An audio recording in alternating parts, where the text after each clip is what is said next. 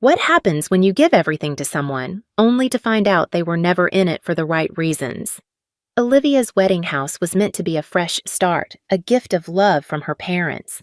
But what she didn't expect was for her soon-to-be husband's family to claim it as their own. The master bedroom, the living space, it was all theirs, with Olivia expected to serve. But what they didn't know was that Olivia wasn't anyone's doormat. She drew a line and they crossed it. Watch how Olivia stands up for herself and her worth, as her family's selflessness becomes their greatest weapon. Want to see how this story unfolds? Subscribe now to watch Olivia take charge and show them what it really means to respect someone.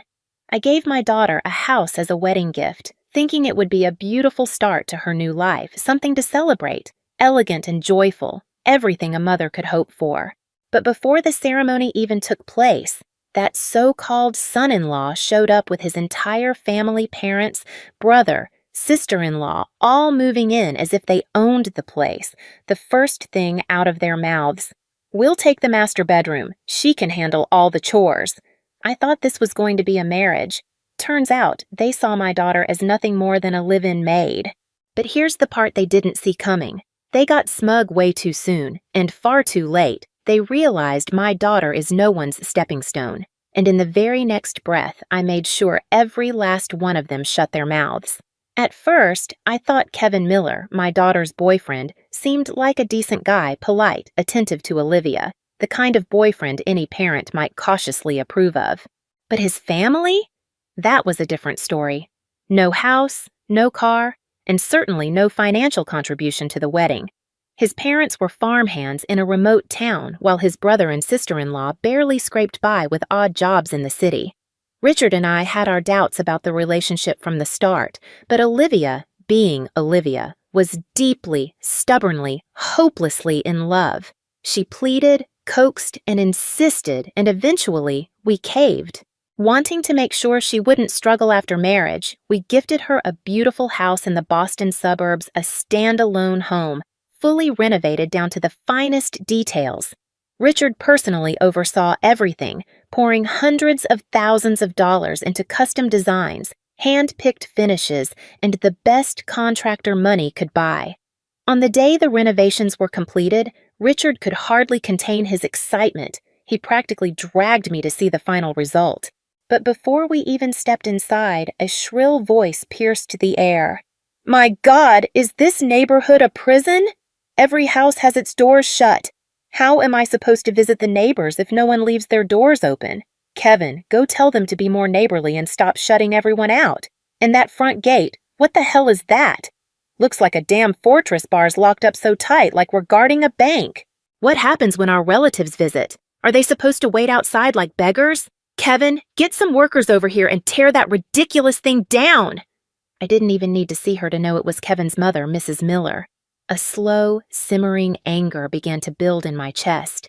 Kevin had brought nothing to this marriage, not a home, not a car, not even an engagement ring. Olivia had quietly bought one herself just to keep us from worrying, claiming it was from him. Of course, we found out later, but Richard and I chose to let it go. At least we thought they loved each other. What infuriated me most was how his parents reacted when they found out. Instead of gratitude or embarrassment, they scoffed, calling Olivia wasteful. A ring was just a formality, they argued. Why throw money away on something so unnecessary? And now, standing at the threshold of this house, our house listening to this woman complain like she was inspecting some rundown motel, I could feel my patience wearing thin. Olivia, ever the peacemaker, attempted to keep things civil. "Mr. and Mrs. Miller, there's a wonderful community center nearby if you're looking for company. There are game nights, social events, lots of opportunities to meet people." Mrs. Miller wrinkled her nose. "Card games. Please! You think we haven't played cards before?" Then, as if we were invisible, Kevin's parents wandered off to explore, peeking into rooms, inspecting furniture, acting like they already owned the place, not a single word of greeting, not a glance in our direction. Olivia froze, caught between politeness and disbelief. Even Richard, usually the calm one, looked completely thrown. The audacity, the blatant disrespect, what they didn't realize was that their treatment of Olivia and me would not go unanswered. This house was a gift, yes, but it was not a token to be taken for granted. Olivia wasn't a servant, and they were about to learn that the hard way. I felt a sharp, quiet resolve build within me, and I knew then that I wouldn't let this go unnoticed, that I wouldn't let Olivia's worth be reduced to the service of their selfishness. I had given her this home to build a future, not to have it claimed by people who didn't understand the first thing about family. Tonight, they'd get a lesson, not just about respect, but about how much they had underestimated my daughter and me. Sensing my expression darken, Kevin rushed over, whispering, "Mr. Dawson, Mrs. Dawson, I know my parents can be lively. They just speak loudly, that's all. But please, I promise they really do love Olivia." Before I could respond, a loud, booming laugh echoed from the master bedroom. "Now this is a damn fine room!" Mr. Miller's voice. For a split second, I allowed myself to hope. Maybe, just maybe, they were finally appreciating what we had done for Olivia. Then I stepped inside, and my breath caught in my throat. There was Mrs. Miller, sprawled across the brand-new bed like she owned it, legs crossed, shoes still on. The fresh, crisp sheets were already streaked with dirt from the soles of her worn-out sneakers. And next to her, Mr. Miller casually lighting a cigarette inside my daughter's new home. Before I could even speak, he pressed the burning tip against the solid wood nightstand, snuffing it out like it was an old ashtray. A dark, charred mark immediately appeared on the polished surface. Richard's jaw clenched so tightly I thought he might crack a tooth. Olivia, visibly embarrassed, nudged Kevin, silently begging him to intervene, but he only lowered his head, shoulders hunched, looking like a scolded child, not a word, not a single protest. And then, as if the audacity wasn't already at its peak, Mr. Miller stretched his arms, let out a satisfied sigh, and said, "This room is perfect. Lots of sunlight, great view. We'll take this one." I nearly swore out loud. For a moment, I thought maybe I'd misheard. Maybe my ears were playing tricks on me. But no, they had just waltzed into my daughter's home, taken one look around, and decided to claim the master bedroom. Richard, Olivia, me. All three of us stood frozen, too stunned to speak. This wasn't a misunderstanding. This was an invasion. Mr. Miller strolled out of the master bedroom, barely acknowledging our presence, and wandered into one of the smaller rooms. His eyes swept across the space before he nodded in apparent satisfaction. "This one's perfect, just right for our grandson." He turned to Kevin without hesitation. "Call your brother. Tell him to cancel his lease. He and Tiffany should move in with Luca right away." Then, as if deciding the matter was already settled, he continued, "We'll put the house in Brian's name. That way, Luca will have a stable home when he starts school here. As for you and Olivia, you can come back and live here once you have kids. Until then, no rush." I felt my last shred of patience snap. I opened my mouth to speak, but before I could, Richard grabbed my wrist, giving me a small shake of his head.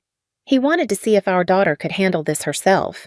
If she couldn't set boundaries now, what future could she possibly have with this family?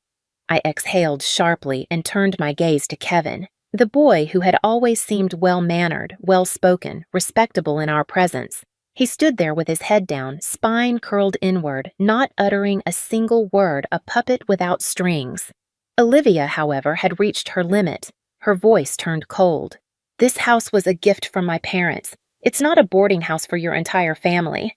Don't you think you're crossing the line?" The room tensed. Mr. Miller's expression darkened, a puff of smoke shooting aggressively from his nostrils as his voice sharpened. "Your house?" His lip curled. "You really think this place belongs to you? This is my son's home, which means it's our home, and you have the nerve to talk back to your future father-in-law before you're even married? What? You planning to throw us out once you've got a ring on your finger?" He let his gaze sweep over the room, then scoffed. "Brian is still wasting money on rent every month. This house is huge. It's a shame to let all this space go to waste. Why shouldn't they move in?" Miss Miller chimed in instantly, her voice taking on a shrill edge. "I get it, I do. It's your wedding house, but be honest, isn't it a little ridiculous, two people living in a whole damn mansion?" She jabbed a finger toward the smaller room. "What's the big deal if Luca stays here? You don't even have kids yet. Why let a perfectly good room sit empty?" Then, as if this was all some grand act of generosity, she added, "We're not trying to take advantage of you, sweetie. We just don't want you two struggling alone. We came here to help, to support you. You should be grateful." And then, as if sensing how icy our expressions had become, she turned her focus to Olivia and smirked. "Besides, you're about to be my daughter-in-law. It's only right that you take care of us, cooking, cleaning. You're responsible for making sure we're comfortable.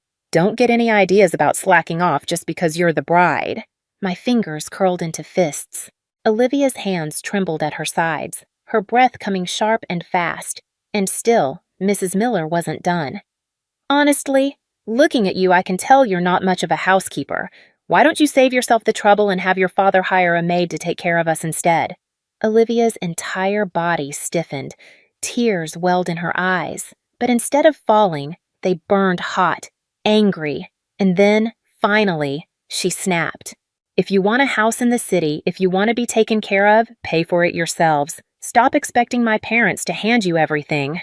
A thick, uncomfortable silence crashed over the room. Mrs. Miller's face twisted in fury. "Kevin, are you hearing this? This is the woman you're about to marry, talking like we're some kind of beggars? Since when did her family's money become more important than ours? A married couple shares everything, doesn't she understand that?" Kevin's face paled. His voice rose in alarm. "Olivia, you can't say things like that. Apologize to my parents." Olivia's sharp gaze turned on him, her voice as cold as steel. "Kevin, if you actually believe that, then take your parents and get out of my house. My parents bought this for me, not you, not them." Kevin's hand shot out, grabbing her wrist. "Olivia, come on! You always throw these little tantrums, and I always let it go, but can't you show my parents just a little respect?" Olivia yanked her arm away, turning her back on him completely. Mrs. Miller let out a bitter laugh. "You should be grateful to be marrying a man like Kevin. You think you're too good for us?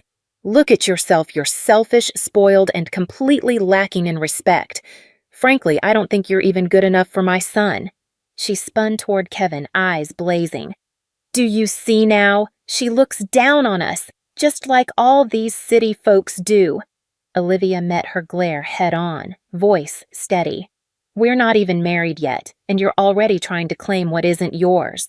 That's not family, that's greed." Kevin wiped his forehead, his face tense. "Olivia, that was way out of line. You need to apologize."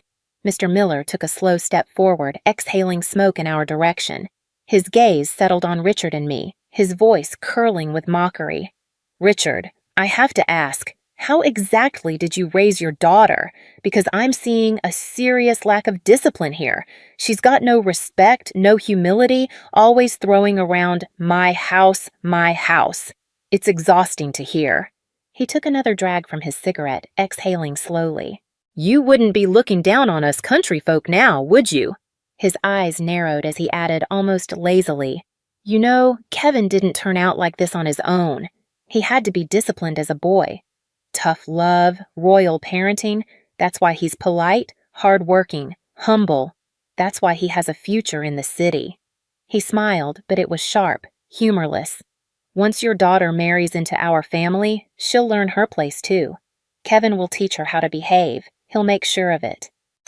Kevin stood frozen beside him, silent, and then he nodded, a small, nearly imperceptible movement. But I saw it, we all did, and in that moment, something in Olivia's eyes changed. Richard stared at the Millers, completely stunned.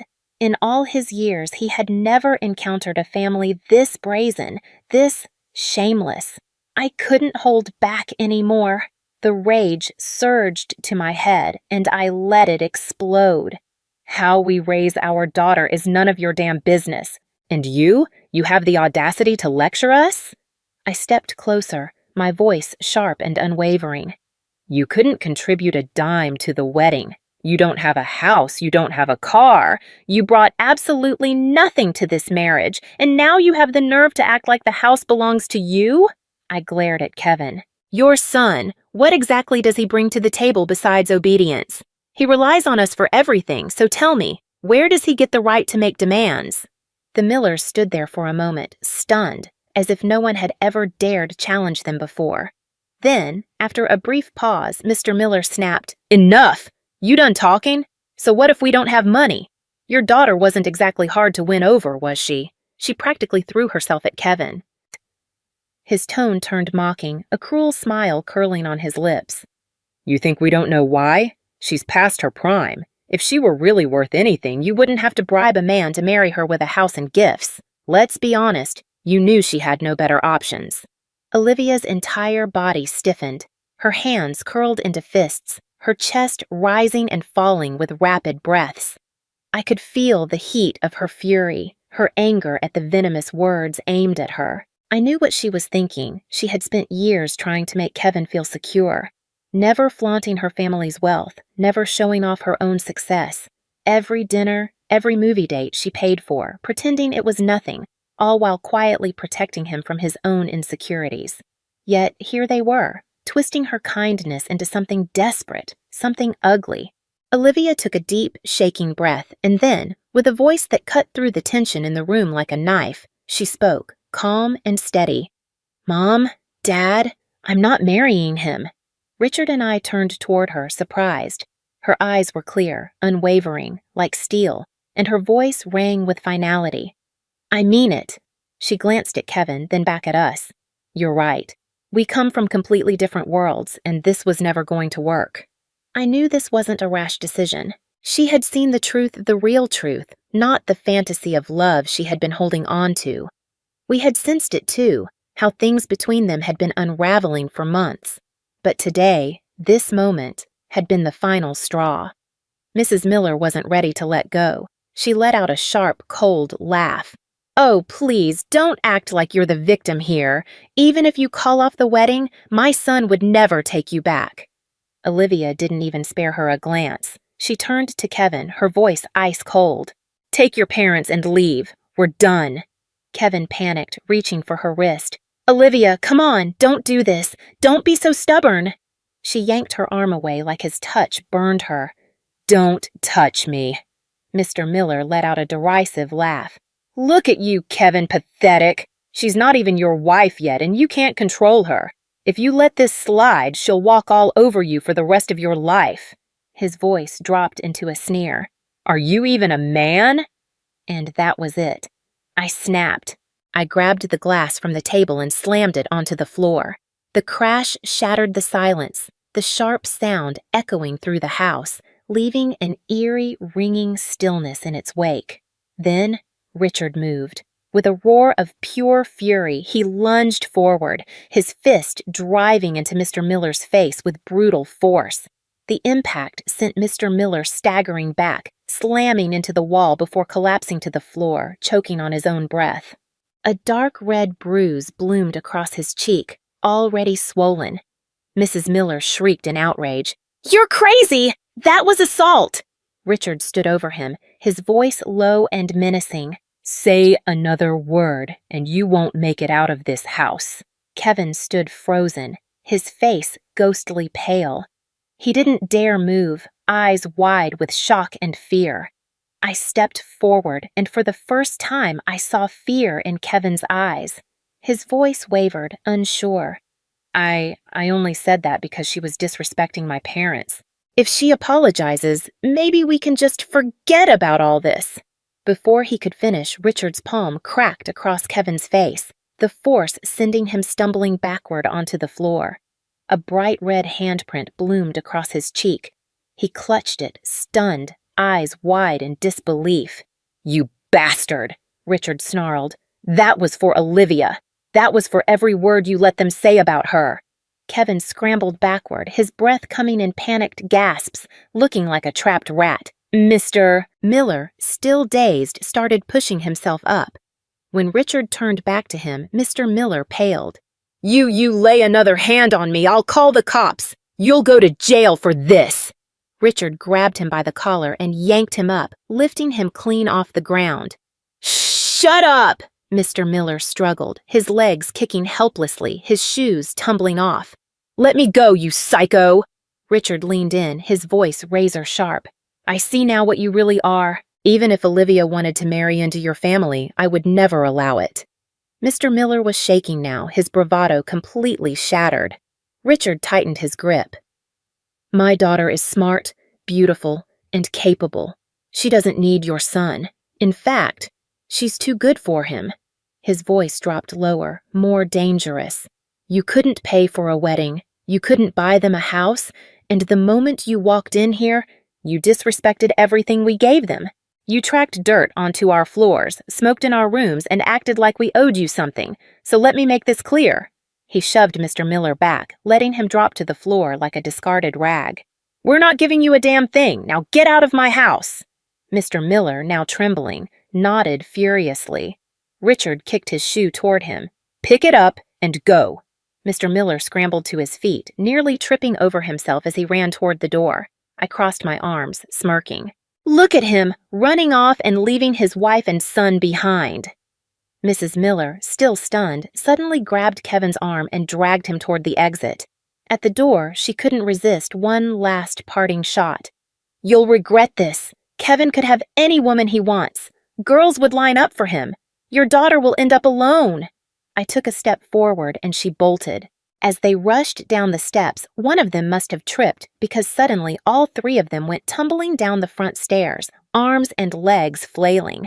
The loud thuds echoed across the driveway. Richard sighed, shaking his head as he watched them groan on the pavement. Serves them right. I had thought that once Olivia ended things with Kevin, she would finally be free of that family's nonsense and move on with her life, but clearly, I had underestimated just how low they were willing to sink. That evening, when Olivia came home from work, she was visibly upset. She didn't say a word, just walked in and set her bag down with a deep sigh. I frowned. What's wrong? Without a word, she handed me her phone. He actually emailed me. Kevin. Olivia had already blocked him on every possible platform, calls, texts, social media, yet somehow he had found a way to weasel back into her life. Richard and I leaned in, scrolling through the email. The subject line was simple. Olivia. Since we've broken up, it's only fair that you pay me back what you owe. Richard's eyebrows shot up. You borrowed money from him now? Olivia let out a dry, humorless laugh. Check the attachment. We clicked on the file, and my blood pressure nearly doubled.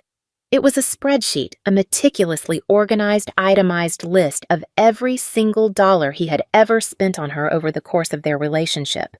Tuesday, Starbucks, 2 coffees, $11.80. Valentine's Day flowers, $20. Uber ride last weekend, $14. Birthday gift card, $200. Dining out, 12 times total. 1,770 split evenly, 885. It's line after line, neatly laid out, tracking a full year of expenses like she was some kind of investment he wanted a return on. And at the bottom, in bold, total, $2,897.36. I'll be generous, just send me $2,897 and we'll call it even. Richard and I stared at the screen, utterly speechless. I could feel the heat rising to my face, my hands curled into fists. This man had no shame. Did he really think we didn't know the truth? For nearly every dinner, movie, or trip they had taken, Olivia had been the one pulling out her credit card. Kevin had treated our family to dinner once, and it was at a damn fast food chain. On his birthday, Olivia had bought him the latest iPhone, spending over $12,200. On her birthday, all she got was a $200 gift card. And let's not forget last year when his father had a health scare. I was the one who went to the hospital with a $1,500 gift. But now he wanted to bill her? The audacity. And to top it all off, the email ended with a not-so-subtle threat. If you don't pay up, I'll have no choice but to go to your workplace and settle this in person. Settle what exactly? This wasn't just absurd. It was pathetic. The moment the elevator doors slid open, I immediately knew something was wrong. A crowd had gathered near the lobby, murmuring and pointing toward the entrance. The air buzzed with anticipation, like people were watching some kind of spectacle. And right in the center of it all, Kevin and his parents. Kevin sat hunched in the corner, his head lowered as though he could disappear into the shadows. But his parents? They were a spectacle of noise, shouting as if they were leading some kind of protest. Mrs. Miller's high-pitched voice pierced the air. "Where is your supervisor? I demand to see a manager. We're here for Olivia. She owes my son money and refuses to pay it back." The employees exchanged confused glances, whispering under their breath. Slowly, more people gathered, drawn by the uproar. And then, as Olivia and I stepped out of the elevator, the floor went deathly quiet. Every eye turned to us. Mrs. Miller, spotting Olivia, jabbed a finger in her direction, her voice rising even higher. "Listen up, everyone! This woman, your coworker, dated my son for a year. She spent his money, took advantage of his generosity, and now that they've broken up, she thinks she can walk away without paying him back. Is that fair?" The murmurs began again, louder this time. "Wait, is that true? I thought she came from money. Isn't her dad an executive at Granite Group? What if all that was just an act?" Olivia's face turned crimson, her shoulders trembling. She had never experienced anything like this, humiliated in public, reduced to a thief in front of her coworkers. She had always been composed, professional, respected. And now, in an instant, Kevin's family had turned her into a public spectacle. I moved to her side, placing a hand on her back, a silent promise of support. I had this under control. I straightened up, crossed my arms, and locked eyes with Mrs. Miller. As soon as I stepped in, their confidence faltered. They'd already felt Richard's wrath once. They knew what I was capable of. But Mrs. Miller, still puffing her chest out, tried to salvage what was left of her performance. "We just want what's fair. Your daughter owes my son money, and we're here to collect." I raised an eyebrow, my voice smooth and icy. "Oh, since we're making such a scene, let's get this straight. How much does she owe exactly?" Mrs. Miller hesitated just for a moment, then straightened herself. A lot of money." I pressed further, unfazed. "How much exactly?" She winced, but then set her shoulders and almost yelled, 2,897.36. The room fell silent. There was a beat of complete stillness, followed by a burst of laughter. "Wait, this whole fiasco is over less than $3,000? I thought she owed him hundreds of thousands or something. And did she just say 36 cents? Who even calculates like that?" The whispers quickly turned to mockery. Mrs. Miller's face tightened, but Mr. Miller, determined to save face, stepped forward. He pulled out a giant poster board and held it up like a protest sign. "This is a full breakdown of every expense my son paid for her coffee, movie tickets, dinners. Look at the numbers!" He began reading off a list of transactions, his voice booming like he was presenting a corporate budget report. But the more he spoke, the louder the crowd's reactions became. "Dude, is he seriously itemizing every cup of coffee? Wait, Valentine's Day flowers $20? Is this a joke? Man, even my cheapest ex didn't do this. He kept a record of every coffee? That's not budgeting, that's psycho behavior." And then Kevin muttered something under his breath. I only kept track for financial planning. It wasn't about being petty." That only made things worse. The laughter exploded. I knew this was my moment.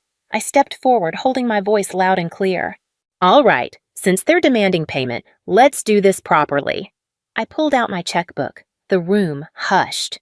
With deliberate slowness, I wrote a check for $3,000, making sure everyone saw the amount.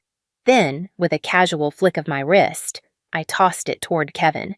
The check fluttered through the air and landed at his feet. "There! Every penny you claim we paid, in full!" Gasps rippled through the crowd. Mrs. Miller lunged for the check, snatching it up. For a second, she looked victorious until I smiled. "Now, Kevin," I drawled, my voice razor-sharp. "Since we're settling debts, let's talk about what you owe Olivia." Kevin froze, his face drained of color. He knew exactly what I meant, and the moment I said it, the crowd did too. Mrs. Miller shrieked, her voice shrill with desperation. "What money? That's nonsense!" I let out a cold laugh. "Let's go over the numbers, shall we?" I met her gaze, unfazed. For Kevin's birthday, my daughter bought him a brand new phone, $12,200. When his father fell ill, I personally brought a gift worth $1,500. I have the receipts right here. I pulled out my phone and tapped on the screen. And these are just the expenses we can verify. That's already more than $2,500, not including all the other everyday costs we haven't accounted for. I turned to the crowd, raising my voice just enough to let it carry. Tell me, everyone, shouldn't he pay that money back? The response was immediate. Of course he should. That's way more than what they're demanding from her. Talk about hypocrisy. The chorus of agreement was thunderous, and the Millers flinched, their faces pale and stiff. Mrs. Miller, still clinging to whatever scraps of dignity she had left, huffed defiantly. You're making this up! Lies! Slander! And that was when Olivia finally stepped forward. Her patience had snapped. If you don't want to acknowledge the truth, fine, let's take this somewhere else. Her voice was sharp and unwavering. She turned her gaze, locking onto Kevin. How about we go to your office, stand outside your company, and put this on display for your colleagues to see? Would you like that, Kevin? The color drained from his face instantly. His company was just 2 floors above us. There was no running from this. Mrs. Miller's face twisted in fury. You ungrateful little... And then she lunged. Her hand swung up, aiming straight for Olivia's face. But I was ready this time. The moment her arm moved, I stepped forward, placing myself between them. My voice was low, calm, and unwavering. You better put that hand down. A chilling silence settled over the room. Mrs. Miller's arm froze mid-air, her face locked in a stiff, stunned expression. I didn't blink. I didn't waver. I simply stared her down. And then, slowly, deliberately, I shifted my gaze to Kevin. You came here to cause a scene, but all you've done is tear apart whatever little dignity you had left. Kevin stared at the floor, silent, defeated. I took a deep breath and then turned to the gathered employees, but instead of addressing them, I spoke to Olivia. Let's go. We're taking this to his company's management and handling it professionally. No yelling, no threats, just calm, decisive action. Without another word, we turned and walked toward the elevator. We didn't look back. We didn't need to. The damage had already been done. The supervisor arrived quickly, his expression polite but puzzled. Can you tell me what's going on? He asked, glancing between us and the growing crowd. I pulled out Kevin's own email, the one he had so eagerly sent demanding money, holding it out. I calmly summarized the situation. We're not here to argue. My voice was steady, unwavering. We simply want a fair resolution. The supervisor skimmed the email, his frown deepening as I continued explaining. Then, just as I finished, one of his assistants stepped up and whispered something in his ear. His eyes flickered toward me, a shift in his demeanor almost instantaneous. Excuse me, are you Mrs. Dawson from Granite & Co.? I nodded, offering a composed smile. That's me. Immediately, his posture straightened, his tone became formally polite, even apologetic. I sincerely regret that this situation has escalated to such a level. Our company takes professionalism and ethical behavior very seriously. I'll be speaking to Kevin privately to address this. Then he turned to Kevin and his tone hardened. Kevin, I am truly disappointed. Keeping detailed accounts of personal expenses, demanding repayment after a breakup, and causing a public disturbance outside another company's office, this is completely inappropriate. Kevin's face went ghost white. He opened his mouth, scrambling for an excuse. I didn't think it would turn into this. The supervisor cut him off. You have not only embarrassed yourself, but you've also damaged this company's image. This will be reported to HR. Kevin visibly shrank, his head dipping lower and lower, his hands twisting together as he nodded weakly. His arrogance, his entitlement, completely gone. I nodded, offering the supervisor a polite thank you. It was done. I turned to Olivia, ready to leave, but just as we took a step, a sharp, grating voice sliced through the air. Wait! This isn't over! I paused, then slowly turned back, fixing her with a calm, unreadable stare. I didn't need to say anything because at that moment, everyone knew exactly who had already won. A few weeks passed and life finally seemed to return to normal. Olivia settled back into her routine work, coffee dates with friends, weekend yoga sessions. She looked better, lighter, no longer carrying the weight of past stress on her shoulders. Richard and I had an unspoken agreement not to bring up Kevin or anything that had happened. We didn't want to risk reopening wounds that were still healing. She was doing well, at least in front of us. She made sure everything appeared in order until that night. She walked in with takeout in hand, but something in her expression was off. I glanced at her while setting the table. "Work okay?" I asked, keeping my tone casual. She hesitated, then wordlessly handed me her phone. He reached out again. The screen displayed a text from an unknown number, but the words were painfully familiar. "Kevin, Olivia, I've been thinking a lot lately. I know I messed up. I shouldn't have listened to my parents, and I should never have taken my frustration out on you. I have nothing now, but I want to start over. Will you give me another chance?" I exhaled slowly and looked up at her. "This is the third one?" Her voice was quiet. I haven't responded. I nodded. "Good. Silence is the clearest answer." She sighed. I don't understand. Is he actually sorry, or does he just hate losing?" "Probably both," I said, my voice even. "But that's not your problem anymore. His growth isn't your responsibility." She stared out the window, saying nothing. I knew her heart wasn't wavering. It wasn't love she was struggling with. It was habit, the emotional residue of investing so much into someone only to realize they were never worth it. Then, just a few days later, things took a turn. That evening, she walked in with a different look, not sadness, but something colder, sharper. She set her phone on the counter. "Mom, look at this." I picked it up, and the moment my eyes landed on the screen, my stomach twisted. A social media post, an anonymous message attached, was a blurred photo and edited video clips carefully pieced together to paint a false narrative. The caption was nothing short of vicious. "Real-life gold digger extorted her ex after the breakup. Bragged about her wealthy background. Guess she's not so untouchable now, huh?" A slow, simmering rage built in my chest. "Do we even need to guess who did this?" She shook her head.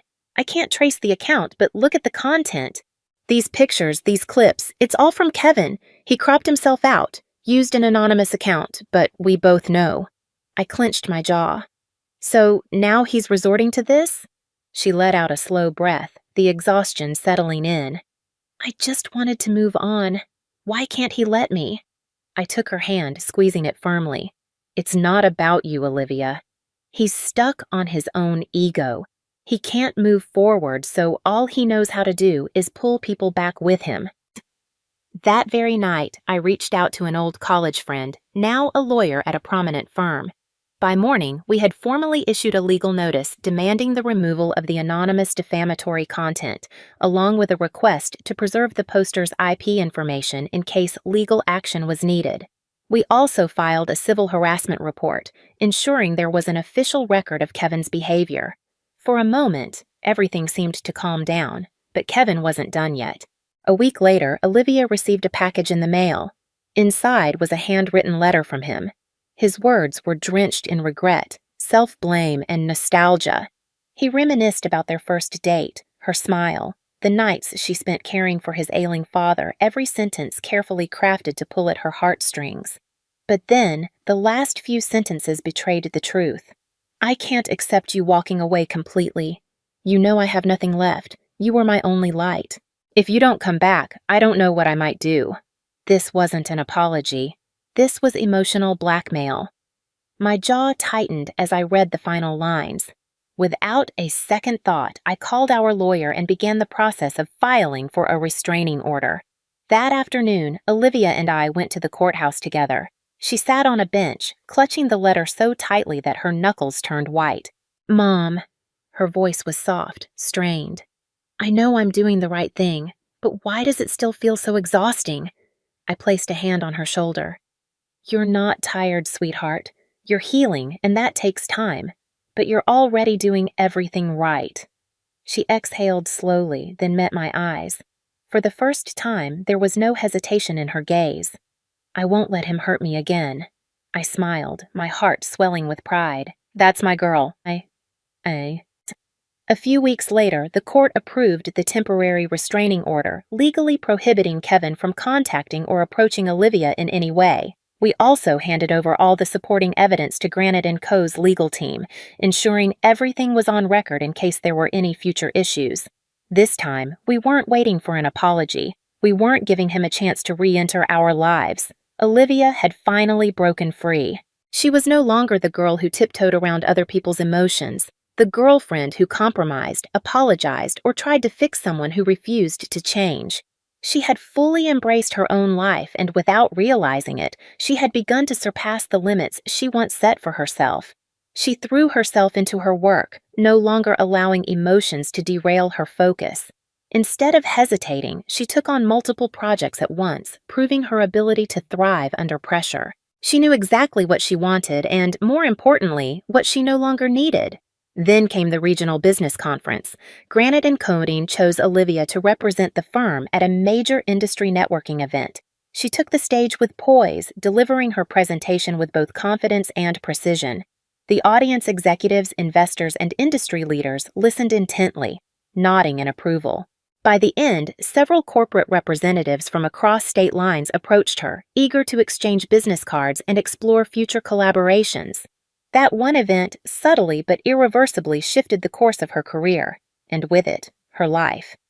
At a casual networking luncheon after the conference, Olivia was introduced to Ethan Parker. Ethan was one of the co-founders of East Bay Capital, an MIT graduate and a member of a well-known San Francisco business family. But unlike the arrogance often associated with privilege, he was thoughtful, articulate, and composed. Their conversation was brief, no unnecessary small talk, no intentional exchange of contacts, just a natural, unforced discussion before they both moved on with their day. But the following week, Olivia received a letter, handwritten. It wasn't a grand declaration nor an eager invitation. It was a genuine thank you note, acknowledging the strength of her presentation and offering insightful feedback on her business model. Along with it, he included a book on leadership and strategy, something he thought she might find interesting. He was surprised, impressed even. I glanced at the letter and smirked. Well, at least this one didn't send you an invoice after the breakup. Olivia chuckled but didn't reply. Still, there was something different in her expression, a quiet ease that hadn't been there before. There were no sudden romantic pursuits, no hurried advances. Over time, their conversations became more frequent but never forced. They exchanged industry insights, attended small business forums, and occasionally grabbed coffee to discuss market trends. Until one evening, Ethan was driving her home when he suddenly pulled the car to a stop. Turning to her, he said, "I don't know how you feel about me." His voice was steady, sincere. "But I want you to know that I like you. Not because of your work, not because you're brilliant or independent, but because when I'm with you, it feels like life is something worth experiencing fully." Olivia froze for a second. She hadn't expected this moment, not so soon, not so directly. She sat in silence, weighing his words. Then finally she nodded. "I don't know what the future holds," she admitted softly, "but I'd like to find out." For the first time in her life, she entered a relationship without fear, without pretense, without hesitation. And to our surprise, Ethan soon introduced her to his parents.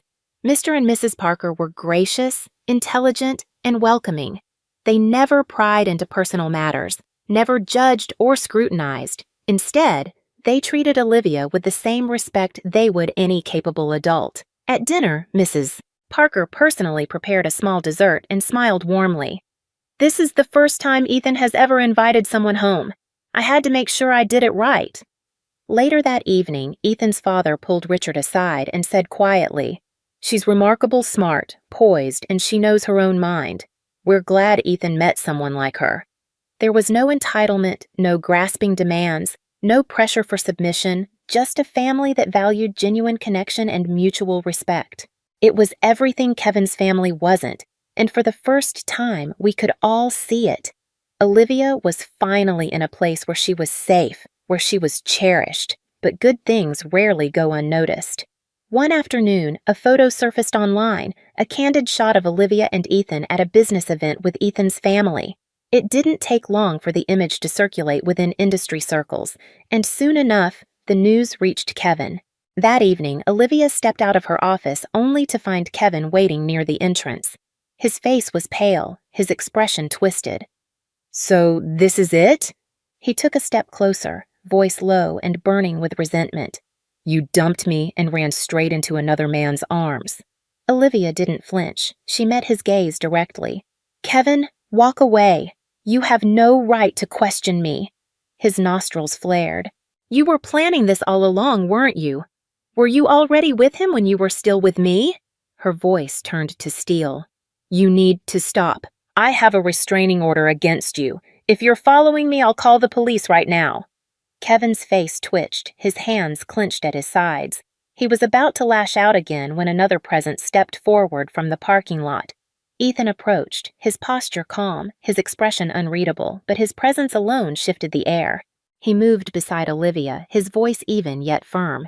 I don't know who you are, Ethan said, but if you take one more step toward her, I'll call the police myself. Kevin blinked, startled. He hadn't noticed Ethan arriving, and he certainly hadn't expected this confrontation. You're the new boyfriend? His voice turned mocking, but there was a crack in his bravado. You think you're better than me? Ethan didn't rise to the bait. It doesn't matter who I am, he said calmly. What matters is that you understand she is no longer someone you can hurt. There was no yelling, no dramatic standoff, yet the weight of his words suffocated Kevin more than any fight ever could. For a moment, Kevin just stood there, staring at them, Olivia, standing tall, untouched by his anger. Ethan beside her, unshaken, immovable. And something broke inside him. He finally understood. The woman he had once criticized, belittled, controlled, was now standing in a different world, bathed in light he could never reach. He didn't even have the right to stand beside her anymore. As they walked away, Kevin stood frozen, his face unreadable, a storm of rage, regret, and finality. But the world had moved on without him, and Olivia never looked back. After dinner, Olivia and I walked along the narrow path, our steps slow and unhurried. The gravel crunched softly beneath our feet, and behind us, the trees swayed in the evening breeze, their shadows flickering against the ground. This was a place we used to visit often when she was little. She loved hopping across the smooth stones by the lake, making my heart leap every time she wobbled on the edge. I would reach out, gripping the sleeve of her jacket, trying to keep her steady. Now her steps were firm, measured, her gaze was clear, steady. Do you remember how I used to run into the water to collect stones? She asked suddenly. I smiled. Of course, you always said each one was unique, that you had to take them all home and wash them properly. She let out a soft laugh. Back then, I thought every little detail in the world was worth holding on to. She paused, thoughtful. Now I know some things are meant to stay in your heart, not in your life. I turned to look at her. She was no longer the little girl who panicked when things went wrong. Mom, she spoke again, her voice quieter. What do you think people spend their whole lives chasing? I didn't answer right away. Instead, I looked out at the water where the sunlight reflected in soft, shifting ripples. I think it's different for everyone, but for me, it's peace. She raised an eyebrow. Not happiness? I shook my head. Happiness is tricky. Sometimes it's just someone else's expectations. Sometimes it's just a fleeting rush. But peace, that's something you build for yourself. It's not given, and it's not something that happens overnight. She was quiet for a long moment, absorbing my words. Then, in a voice as soft as the evening air, she said, I used to think I had to be loved by someone else to feel like my life had meaning. But no, I think learning to love myself is the most important thing. That's enough. I nodded. That's more than enough. She smiled at me. You've always known this, haven't you? I didn't answer. I just held her gaze, and in that moment, I knew she didn't need me to shield her anymore. She had learned how to stand in the wind, to listen to the water, to hear the voices of the world, and decide for herself which ones mattered. We kept walking side by side along the lake's edge. In the distance, a few ducks drifted lazily across the water, their movements sending gentle ripples outward one after another. And suddenly it struck me. This path we had walked countless times before. The difference was back then, she had always looked to me to find her way. Now she could walk it on her own, but every now and then she still chose to reach for her mother's hand, and that was enough. I'm Olivia, and once I truly believed that love could overcome everything. When I first met Kevin, he was quiet, reserved. He carried himself with a sense of seriousness that made him seem more mature than the guys around him. I mistook that restraint for depth. I once mistook his tightness with money for a practical, grounded approach to life. Even when friends gently warned me that he was stingy, I dismissed it as unfair judgment. The first time he took me out to dinner, it was at a fast food chain. He ordered the cheapest thing on the menu, then told me, "Don't order too much, it's wasteful." Seeing, I smiled, told him it was fine, and convinced myself this was simply a man who valued practicality. He never gave gifts on Valentine's Day. Instead, he Venmo'd me $5.20, joking, "It's the thought that counts." And God, I was touched. I thought it was charming minimalist, even a mature kind of romance. It took me far too long to realize that his so-called practicality was really just greed, disguised in a way that seemed almost virtuous. I never kept score with gifts. For his birthday, I bought him a brand new iPhone. When mine came around, he handed me a $200 gift card telling me to get yourself something nice. Then, with a straight face, he added, "Couples shouldn't measure love with money." And like a fool, I nodded along. He didn't have a car, so I drove. He didn't have a place, so I told myself it didn't matter. He said he couldn't afford a ring yet, so I secretly picked one out myself, had my best friend buy it, planning to surprise him on our wedding day. Now, looking back, I can't believe how blind I was. And that was just the beginning. The first time I visited his home, his mother barely looked up from whatever she was doing and coldly asked, "Do you cook?" Before I could respond, she added, "City girls don't belong in kitchens, but let me make it clear, that won't work in our family." "Eat," I laughed, thinking it was some kind of joke, and said, "I can cook, and I'd love to learn more." She didn't smile. She just hummed as if confirming something to herself.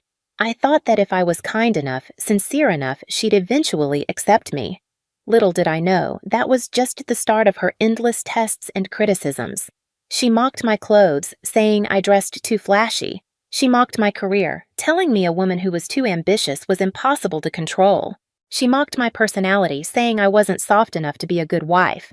And Kevin? He never defended me. All he ever said was, "That's just how she is. Don't take it personally." At the time, I thought he was keeping the peace. Now I realize he was just a coward. His father was even more blunt. "You won't have time for a job once you start having kids. No need to waste energy thinking about a career." They believed I shouldn't have personal ambitions, shouldn't have my own space, shouldn't even have my own opinions. And God help me, I told myself to endure it. I thought things would change once we were married, but the moment that snapped me awake was the house. Kevin told me he couldn't afford one, so I offered to let my parents gift us a house as part of my dowry. He didn't hesitate. He smiled, ran off to tell his parents, and that's when they showed their true colors. His mother immediately declared, "We'll take the master bedroom. The second bedroom is for Luca, our grandson, and Brian and his family will move in too." I tried to stay calm, to talk it through rationally. She laughed in my face. "Your mother bought you a big house. That's lucky for you, but that doesn't mean you get a say in it." Kevin stood there, silent.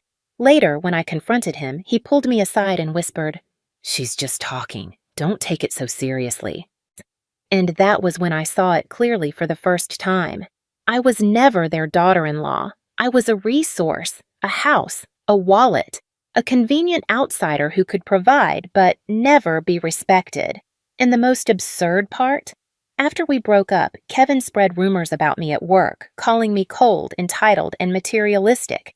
Then he had the audacity to send me an invoice, listing every coffee, every meal, every ride he'd ever paid for, demanding I repay him $3,000. I laughed. I really laughed. The same girl who bought her own engagement ring was now being branded a gold digger?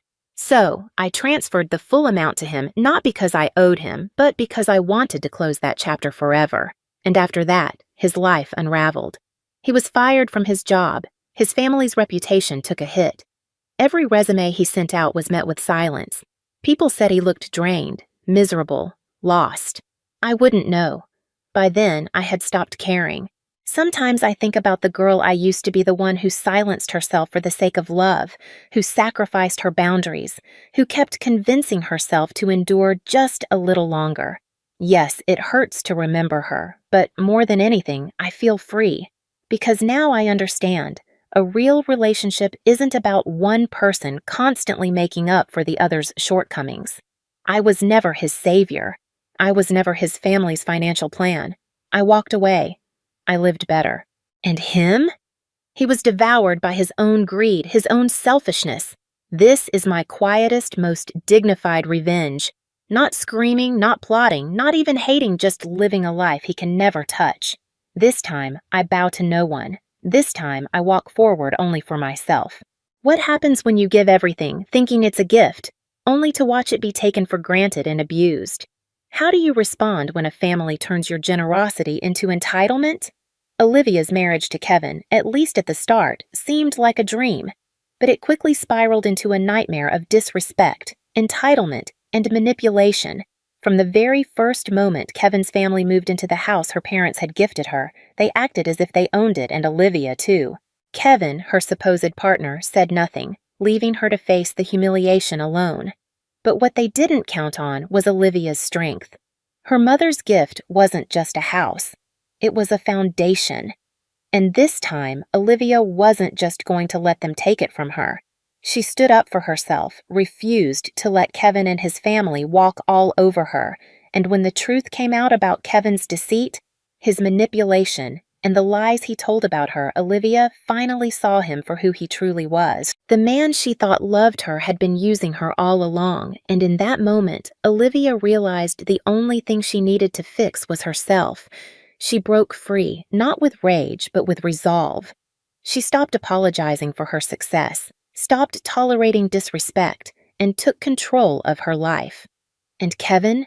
His world crumbled under the weight of his own selfishness and insecurity. He couldn't handle someone who finally knew her worth. So, what about you?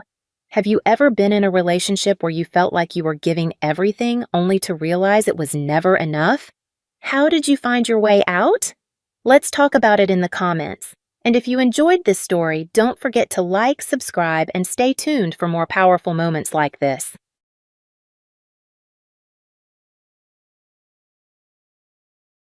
The phone rang with an urgency that sliced through the calm of my modest home office. Glancing at the unknown number on the screen, I hesitated but eventually answered. Claire Harmon speaking. Your daughter's wedding is starting. Hurry up and come. A gruff voice blurted out, sending a shiver down my spine. I think you have the wrong number. My daughter Ava is still in college, I replied, my voice steady despite the confusion swirling in my head.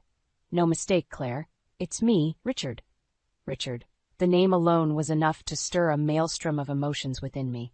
15 years had passed since our bitter divorce, since he had callously abandoned Ava and me for his mistress. Now he was calling about a wedding? It had to be some sick joke. Richard, this is nonsense. What are you talking about? Just get here, White Garden Chapel, and hurry, he said, and the line went dead. I stood frozen, the phone still pressed to my ear. Ava, who had been studying in the living room, looked up, her eyes filled with concern. Mom, is everything okay? Just an old ghost, nothing to worry about, I said, forcing a smile.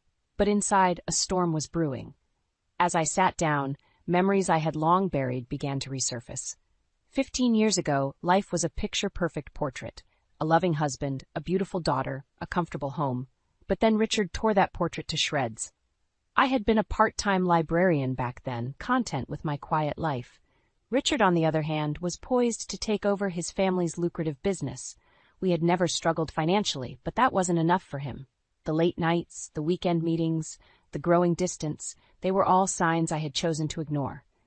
Then came the day he coldly announced his affair and his plans to remarry. I've found someone else. We're having a child, he had said without a hint of remorse. The revelation shattered my world. But worse was yet to come. He left, leaving me with nothing but a broken heart and a mountain of questions. How could he? Why didn't I see it coming? The divorce was swift, his wealthy family ensuring he got off without a hitch. I was left to pick up the pieces, to rebuild a life for Ava and me from scratch. The years that followed were a blur of struggle and determination. I worked day and night, slowly climbing my way up from a part-time librarian to the owner of a thriving online bookstore. Ava grew into a bright, strong-willed college student, my pride and joy. We had come so far, yet Richard's call threatened to unravel everything. I was pulled from my thoughts by Ava's voice. "Mom, who was that, really?" "It was your father," I said, the bitterness in my voice surprising even me. Ava's expression hardened. "What does he want after all these years?" "He mentioned a wedding. His, perhaps, but it doesn't matter. We have our own lives now." Ava nodded, but I could see the hurt in her eyes. Richard's abandonment had left a void in her life, one that I had tried desperately to fill. The rest of the day passed in a haze. I couldn't shake the feeling that Richard's call was more than just a cruel reminder of the past.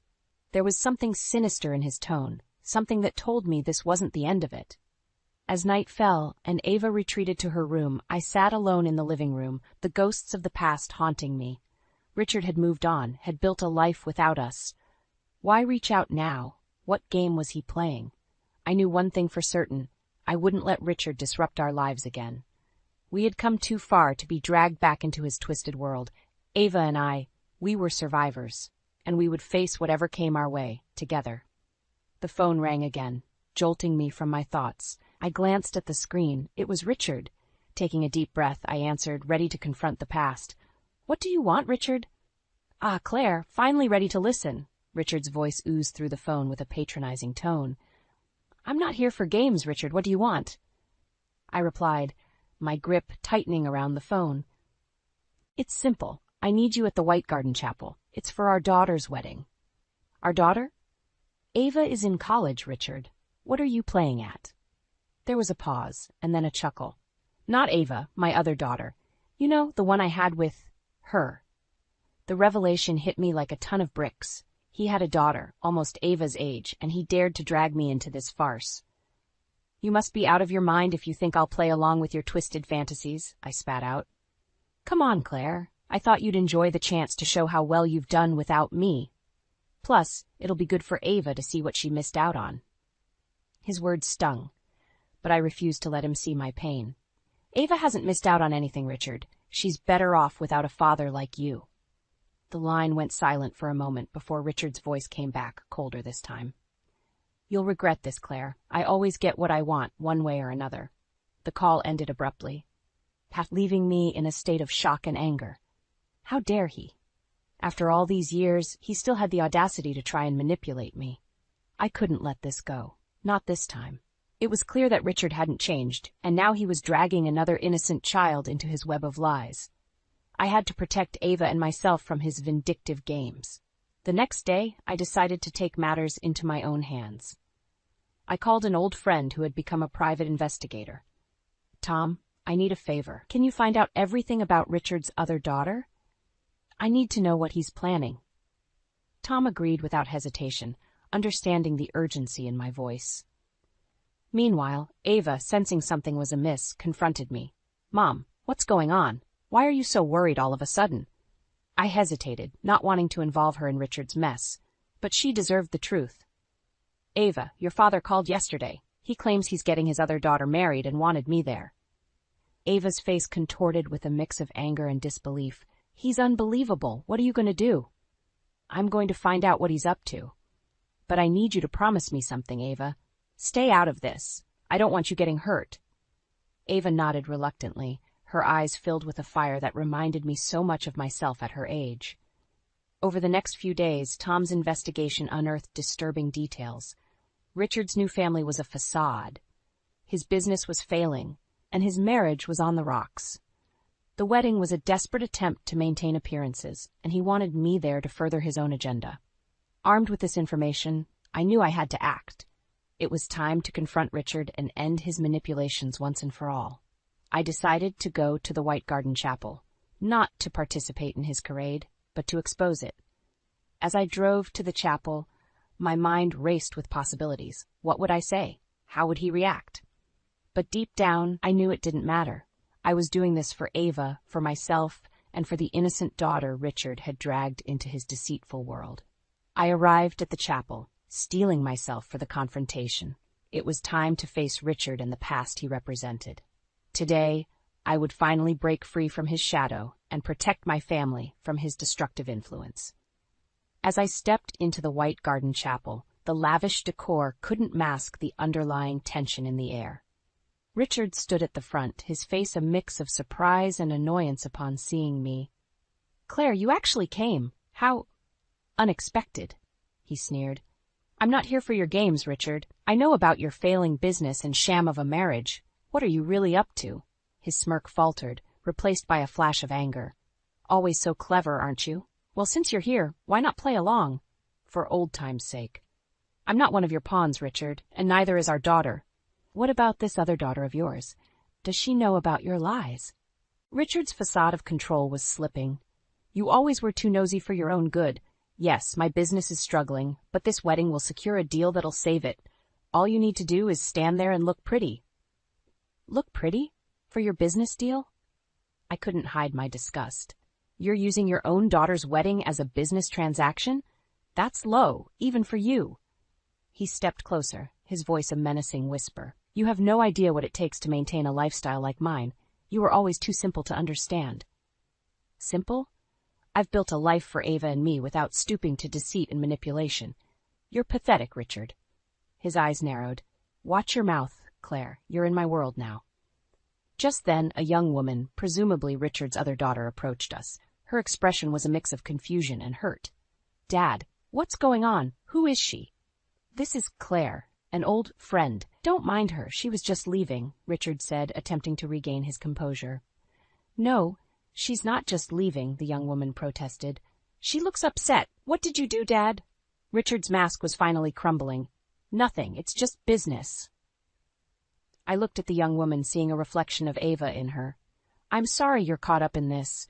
Your father's not the man you think he is." "Enough, Claire," Richard barked. "Leave now, or I'll make you regret it." "I'm not afraid of you, Richard, but I won't stoop to your level. I'm leaving, but not because you told me to.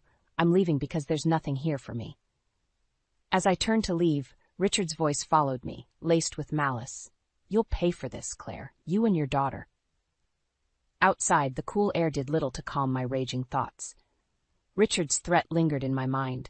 I knew then that this wasn't over.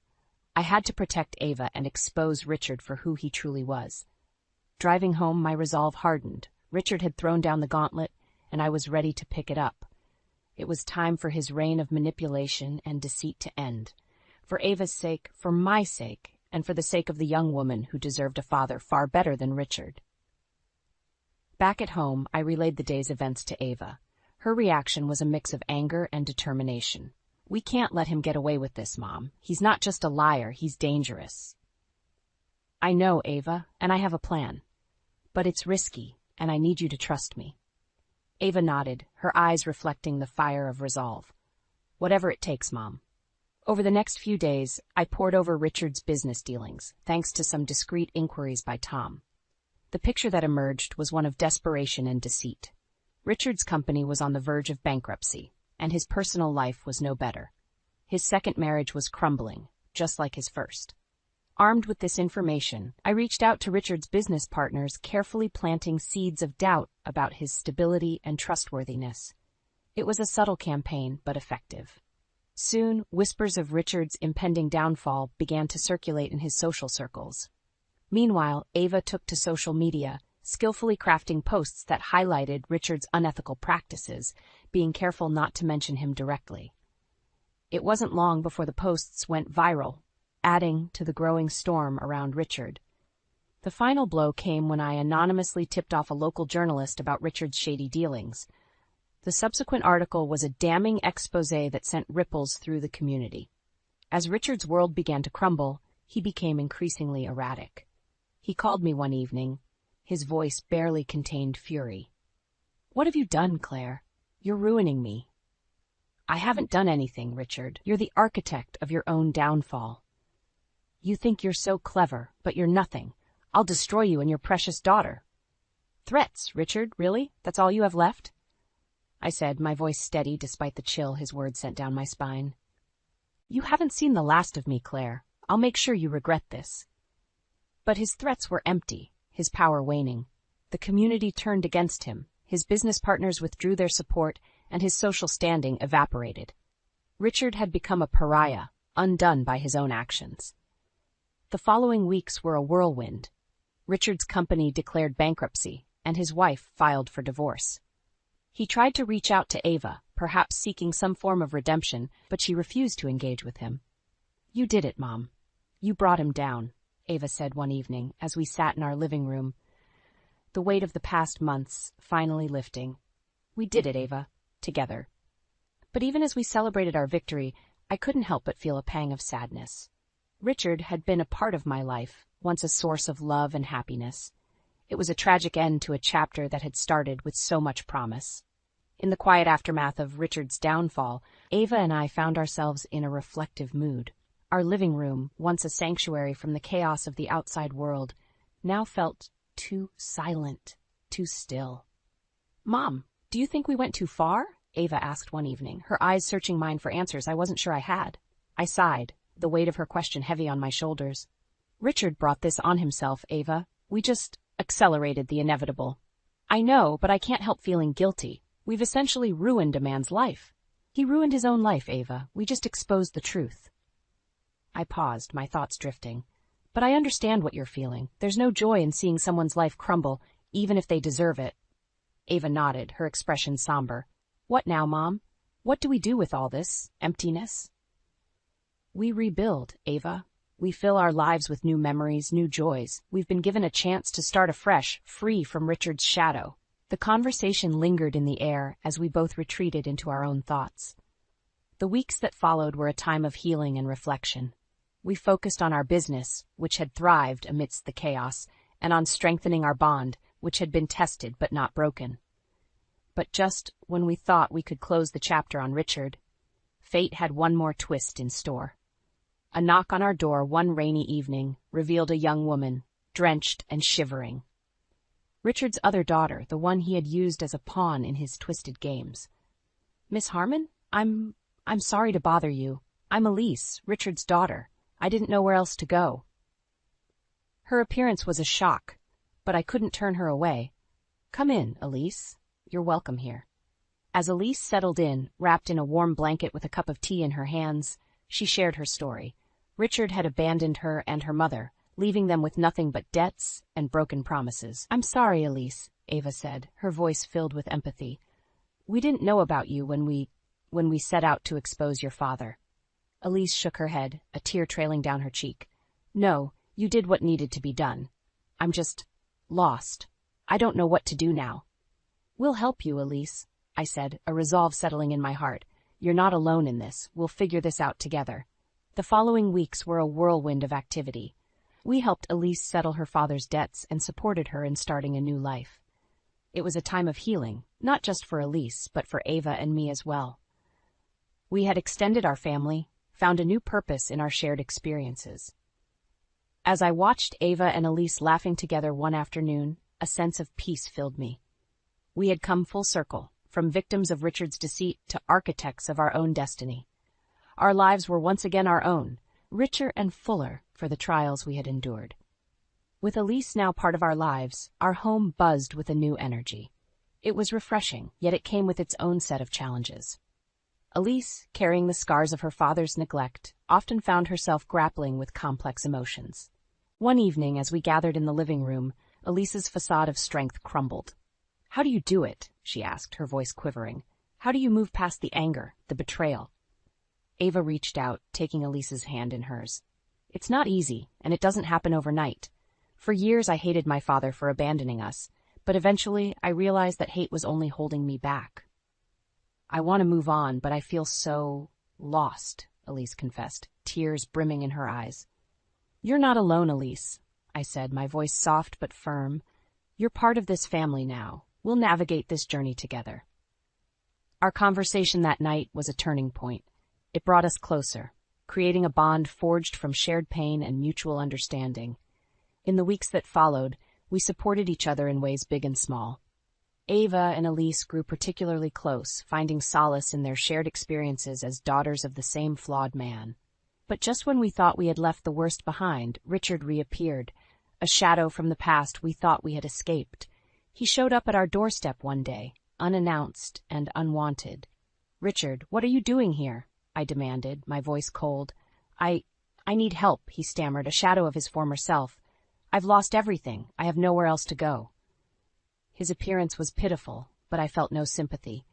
You made your bed, Richard. Now you have to lie in it. Please, Claire. I've changed. I realize now what I've done to you, to Ava, to Elise. I want to make amends. Elise stepped forward, her expression one of disbelief. Make amends? After everything you've done? You abandoned us. Richard's eyes darted between us, desperation etched on his face. I know I've made mistakes, but I'm your father. Doesn't that count for something? No, Richard. Being a father is more than just a title. It's about being there, about love and support. You've done none of that, I said firmly. Ava stood beside me, her stance resolute. You need to leave, Richard. There's nothing for you here. Defeated, Richard turned and walked away, his figure disappearing into the fading light of the day. Watching him go, I felt a mix of relief and sadness. Relief that he was finally out of our lives, and sadness for the man he could have been, the father he should have been. That night, we sat together, a family united not by blood, but by our shared experiences and newfound love for each other. We talked about the future, about the possibilities that lay ahead. It was a future we would face together, stronger and more resilient than ever. In the weeks following Richard's departure, a sense of calm settled over our household. Ava, Elise, and I found comfort in our routine, each day bringing us closer and healing old wounds.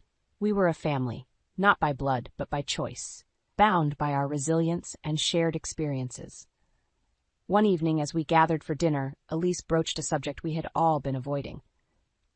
I've been thinking about my dad, she said hesitantly. I know he's done terrible things, but he's still my father. I feel like I should do something, try to help him somehow. Ava reached across the table, squeezing Elise's hand. I understand how you feel, Elise, but remember, we can't fix him. He has to want to change, and right now, he doesn't.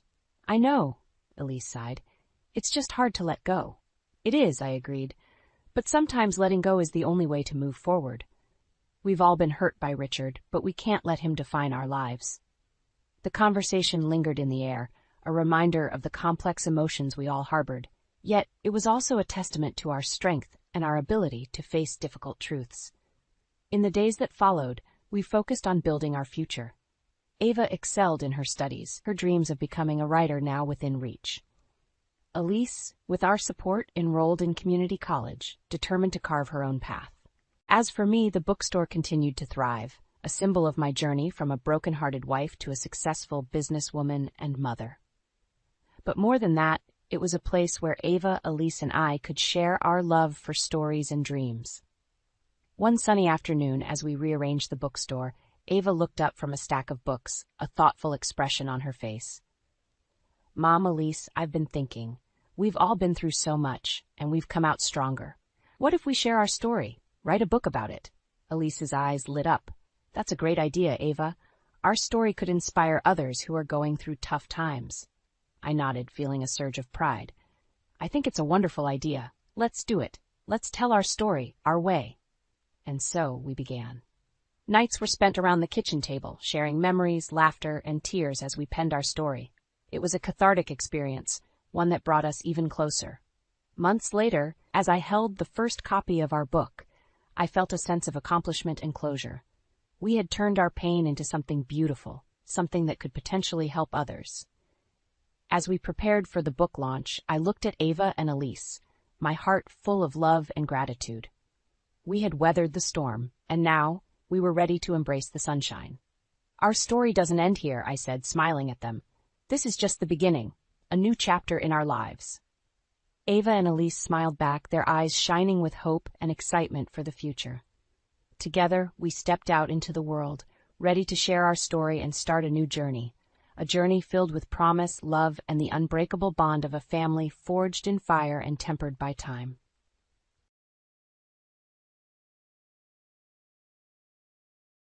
In the quiet comfort of my childhood home, where each creaking floorboard holds a memory, I stand frozen, grappling with the words that just shattered the stillness. Gregory, my husband of 8 years, his face an unreadable mask, drops the bombshell that upends everything. Lydia, it's decided. Alara is moving in and your mother needs to go to a nursing home. If you're not okay with that, we can always divorce, he states coldly. Behind him, Alara, his sister, smirks with a venomous glee that chills me to the bone. Their cruelty, stark and unapologetic, feels like a physical blow. I've always believed in the sanctity of family, in the bonds that were supposed to be unbreakable. But here I am, watching those bonds fray and snap before my very eyes. My mother, frail and vulnerable since Dad's passing, has become a mere inconvenience in their scheme. Divorce? The word tastes bitter as I spit it out, disbelief lacing my voice. You'd throw away our marriage all for her? Gregory shrugs, his indifference a sharp contrast to the tempest raging inside me. Lydia, it's simple. Alara needs a place to stay, and frankly, your mother is just taking up space. We need to think practically. Practically? The audacity of his words stings.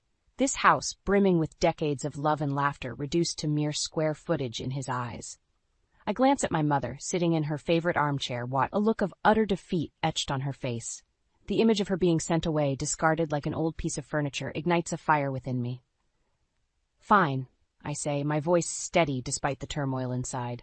If divorce is what you want, Gregory, then you'll have it. But know this, I will not let you toss my mother aside like she's nothing. Gregory's eyes widen in surprise. Clearly, he hadn't expected me to call his bluff. Alara's smirk falters, her confidence shaken. In that moment, a plan begins to form in my mind. A plan to not only escape this toxic marriage, but to expose their callousness for what it truly is.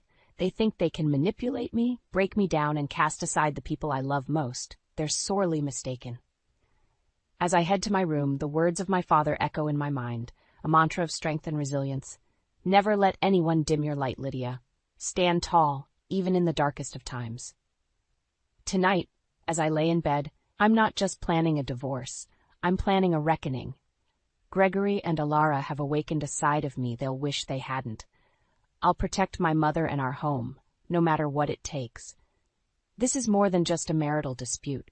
It's a battle for dignity, for respect, and for the sanctity of the home I've loved my whole life.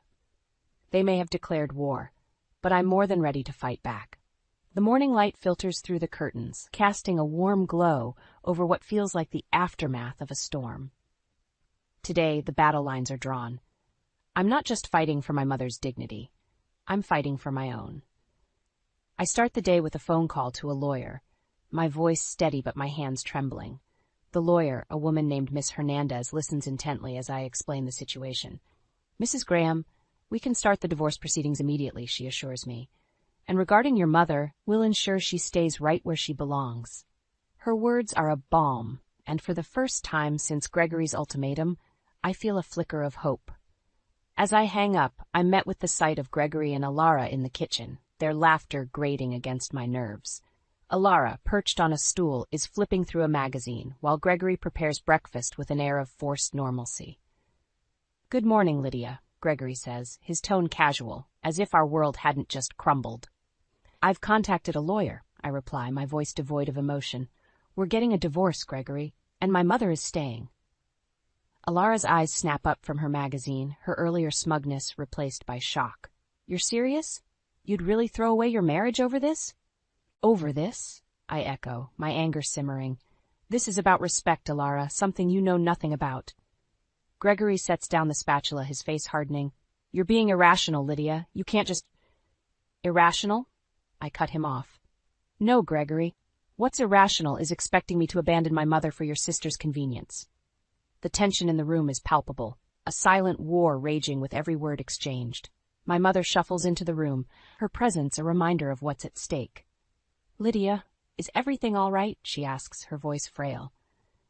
Everything's going to be fine, Mom, I assure her, my resolve strengthening. Gregory and Alara exchange a look, a silent conversation that speaks volumes. They had underestimated me, and now they're scrambling. In the following days, the house becomes a battlefield of silent glares and unspoken words. Alara's presence, once just an annoyance, now feels like a constant provocation. Every smug smile, every dismissive gesture, fuels my determination. The day I receive the divorce papers, my hands shake as I sign them. There's no joy in this victory, only a deep sense of loss for what could have been. But as I watch Gregory's face fall when I hand them to him, I feel a surge of empowerment. This is what you wanted, isn't it? I say, my voice steady. Freedom from us, from responsibility. Well, you've got it. Gregory's response is a mumbled excuse, a feeble attempt to justify his actions. But I'm done listening. I'm done being the one who bends. As I retreat to my room, the reality of what I've set in motion hits me. There's no turning back now, but in this moment of solitude, I don't feel fear or regret. I feel a fierce sense of pride.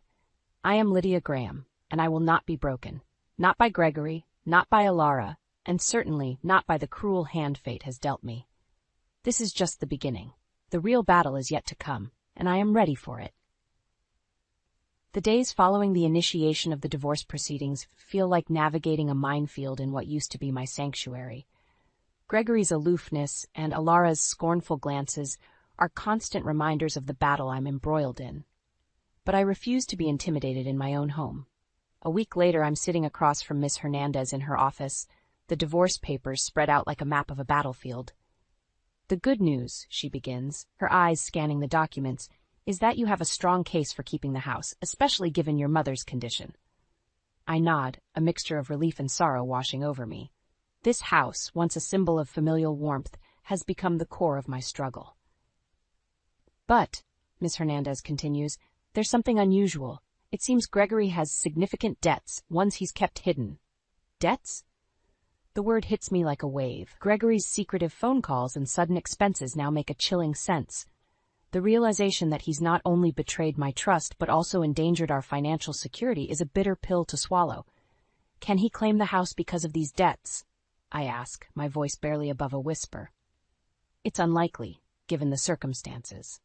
But we need to be prepared, she replies, her tone firm yet reassuring. Armed with this new information, I return home, my mind racing.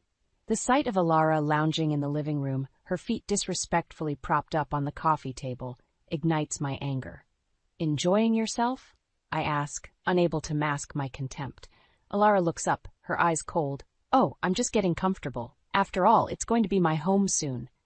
Her smugness is like a slap in the face, but I stand my ground. "Actually, Alara, you might want to start looking for another place.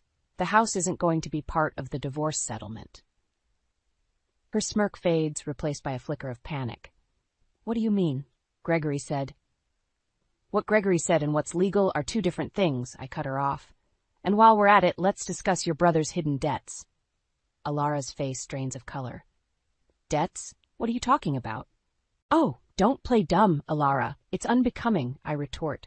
"Gregory's financial troubles are going to complicate things for both of you." For the first time since she arrived, I see uncertainty in Alara's eyes. The revelation of Gregory's debts seems to have shaken her confidence, her facade of control slipping. Gregory walks in at that moment, his face a mask of confusion. "Lydia, what's this about debts?" "Ask your brother, Alara. He seems to have been keeping secrets from both of us," I say, turning to leave the room. As I walk away, I can't help but feel a sense of satisfaction. The tables are turning, and for once, Gregory and Alara are the ones caught off guard. But this is more than just a game of one-upmanship. It's about justice, about reclaiming my life and protecting my mother. Gregory and Alara may have thought they could control me, but they're about to learn just how wrong they were. The battle lines have been drawn, and I'm not just defending my ground, I'm advancing. The following days are a blur of cold exchanges and tense silences. Gregory's once familiar presence now feels like an oppressive cloud hanging over the house. Alara, though visibly shaken by the revelation of the debts, clings to her disdainful attitude.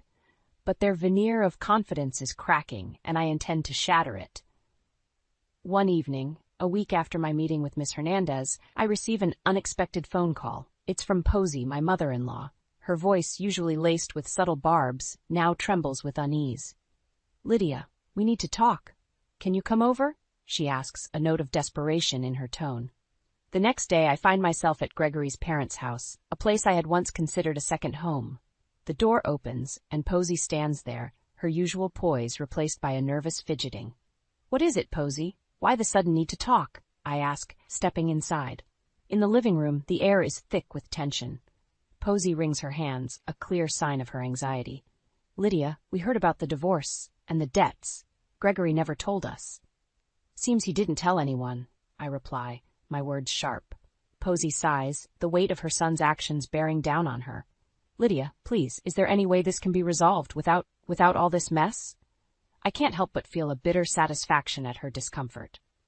This was the woman who had subtly undermined me at every turn, who had always favored her son's whims over my well-being. Posey, you're asking me to overlook your son's betrayal, his lies, and his attempt to throw my mother out of her own house. You think that can just be swept under the rug? I demand, my voice rising. Posey flinches, the reality of my words hitting her hard. I didn't know about all that, she stammers. That's the problem, Posey. You never knew, or perhaps never wanted to know.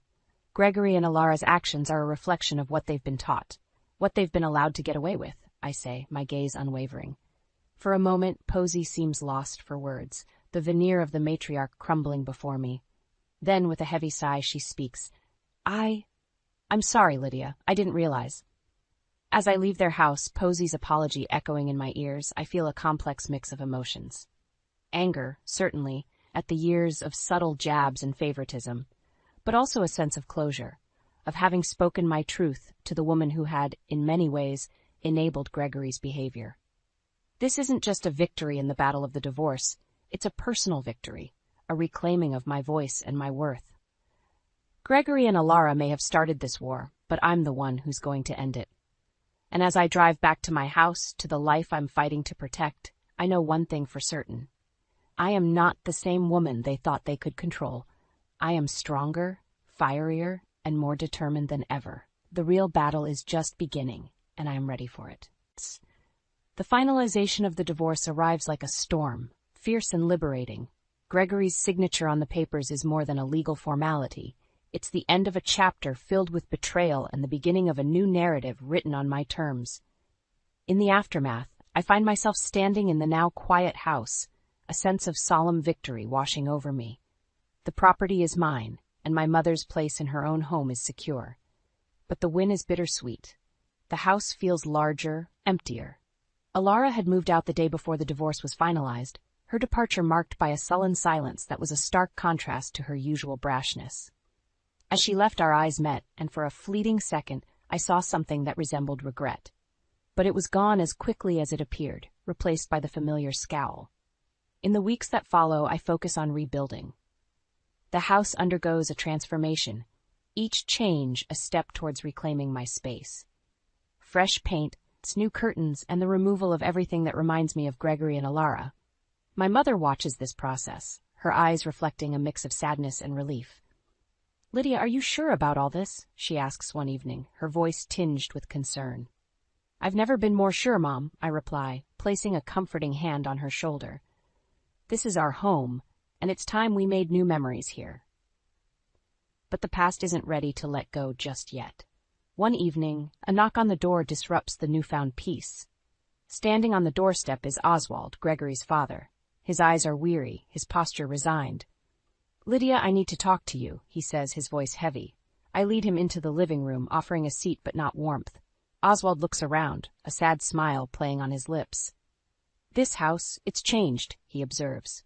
It needed to, I respond, my tone neutral. Oswald nods, understanding the unspoken words.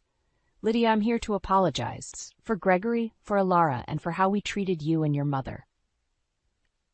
His apology, sincere as it may be, doesn't erase the pain. But it's a start, a small step towards healing. Oswald talks about Gregory, about his failures and mistakes, painting a picture of a man lost in his own shortcomings. I don't expect forgiveness, Lydia. I just wanted you to know that we see the pain we caused. Oswald says he stands to leave. His departure leaves me with a sense of closure, albeit a complicated one.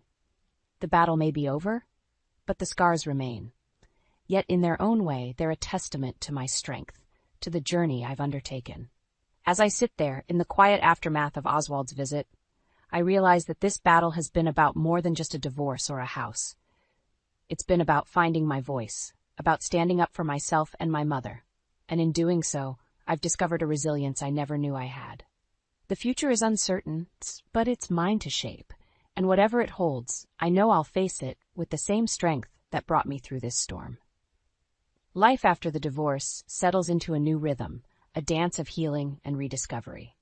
The house, now infused with a sense of liberation, becomes a haven for my mother and me. But just when I start to believe that the storm has passed, the winds of the past swirl back into my life. It happens on a quiet Tuesday evening. My phone rings, and Gregory's name flashes on the screen, a ghost from a chapter I had closed. I answer, curiosity piqued and defenses up. "Lydia, I need to talk to you." Gregory's voice comes through, hesitant and strained. "Why, Gregory? What's left to say?" I ask, my tone guarded. "It's about everything. I've made mistakes, Lydia, big ones. I realize that now," he says, a note of desperation creeping into his voice. His words, meant to convey remorse, only stir a well of bitterness within me. "Mistakes? You call uprooting our lives and siding with Alara against your own wife and her mother just mistakes?" Gregory pauses, and when he speaks again, his voice is laced with something akin to regret. "I was wrong, Lydia, about Alara, about how I treated you and your mother. I see that now." The confession, though unexpected, doesn't soften the sharp edges of my memories. Realizations don't erase actions, Gregory. You chose your path. There's a shuffling sound, and I picture Gregory pacing, a habit of his when cornered. I know, but Lydia, I miss you. I miss us." The admission hangs in the air, a plea wrapped in nostalgia, but the man I loved, the man I thought I knew, vanished long ago, replaced by a stranger. Miss us? Gregory, there is no us anymore. You made sure of that. My voice steady. Gregory's voice breaks slightly. "Can we meet? Just once to talk. Please, Lydia." The request, a blend of hope and despair, makes me pause. Part of me yearns for closure, for a final goodbye to the man I once shared my life with. But another part, the part hardened by betrayal, knows better. "No, Gregory, there's nothing left to discuss. We've said all there is to say," I say, the finality in my voice sealing the conversation. As I end the call, a sense of empowerment washes over me. The Gregory, who stood on my doorstep all those months ago, demanding changes I couldn't accept, is no more. In his place stands a man broken by his choices, seeking solace in a past that no longer exists. That night, as I sit with my mother, sharing stories and laughter, I realize the full extent of my journey. From a woman caught in the tides of others' decisions to one who commands her own destiny. The road ahead is mine to travel, with its twists and turns, its shadows and lights. But one thing is clear. I am no longer the woman who once sought validation in the eyes of a man who could not see her worth. I am Lydia, whole and unbroken, master of my story. In the weeks that follow my last conversation with Gregory, life takes on a peaceful rhythm. My mother and I find joy in the small things, gardening, cooking, and long walks in the neighborhood. The house, once a battleground, is now a sanctuary of tranquility. But just as I begin to bask in the calm, an unexpected encounter jolts me back to reality. It's a sunny Saturday morning, and I'm at the local market when I spot Alara. She's at a fruit stand, her once haughty demeanor replaced by a look of wariness. Our eyes meet, and for a moment time stands still. I approach her, curiosity getting the better of me. "Alara, it's been a while." She turns, her face a mask of surprise and discomfort. "Lydia, yeah, it has." Her voice lacks its usual edge, her posture deflated. The sight of her so diminished stirs a complex mix of emotions within me. "I heard about the debts, the troubles you and Gregory are facing," I say, keeping my tone neutral. Alara lets out a sigh, the fight seemingly drained from her. "Yeah, things didn't quite go as planned. Gregory's struggling, and I guess I didn't help matters." Her admission, a rare glimpse of vulnerability, takes me aback. "I suppose we all have our lessons to learn," I reply. Alara nods, a flicker of something like remorse crossing her face. "I just wanted to say, Lydia, I'm sorry. For everything." The apology, unexpected and raw, leaves me momentarily speechless. This was the woman who had once seemed incapable of regret, now standing before me, seeking forgiveness. "Apology noted, Alara. But it doesn't change what happened," I say, my words firm but not unkind. "I know," she replies, her gaze dropping. I needed you to know." We part ways, the encounter leaving a trail of mixed feelings in its wake. As I walk back home, I reflect on the journey I've embarked on, the pain, the betrayal, and the triumphs. In the solitude of the evening, I sit with my mother on our porch, the sunset painting the sky in hues of orange and pink. We talk about the future, about the possibilities that lie ahead. "Mom, do you think I did the right thing?" I ask, seeking affirmation. She takes my hand, her eyes warm and understanding. "Lydia, you stood up for yourself and for me. You showed strength and grace in the face of adversity. Yes, you did the right thing. Her words settle in my heart, a comforting affirmation of my choices. As the night falls, I realize that this chapter of my life, though fraught with challenges, has been a crucible of transformation. I am no longer defined by the shadows of my past. I am a woman reborn, resilient, and free. My story, once entangled in the whims of others, is now mine to write. And as I look to the stars, I make a silent vow to live a life of authenticity, to cherish the love of my mother, and to embrace the endless possibilities that await. I am Lydia Graham, and my journey is just beginning.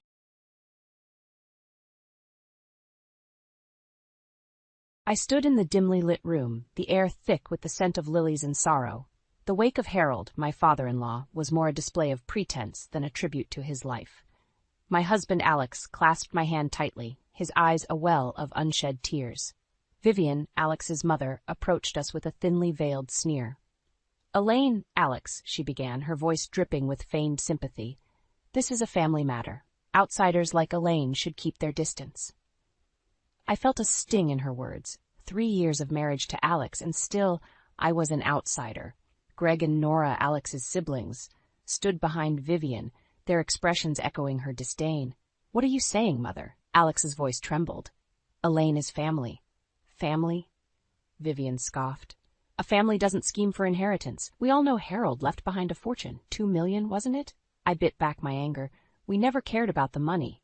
It was always about Harold, his kind smile, his gentle words of encouragement. "Money? That's all you care about?" Alex's words were barely a whisper, but they cut through the tension like a knife. Greg chimed in, his tone laced with contempt. "Come on, Alex. Don't play the saint. We all know why she's here." Nora added with a smirk. "Yeah. Heard how cozy Elaine was getting with Dad? Planning to seduce your way to the inheritance?" Their accusations were like slaps to my face. Tears welled up, but I fought them back. I wouldn't give them the satisfaction. "Enough!" Alex's outburst silenced the room. "We don't want your money. All we wanted was to say goodbye to a man we loved." Vivian's eyes narrowed, a cruel smile playing on her lips. "Goodbye to a man you loved? Elaine, dear, were you in love with my husband?" The room spun. Their cruel words, their unjust accusations, it was unbearable. I turned to Alex, my heart breaking for him.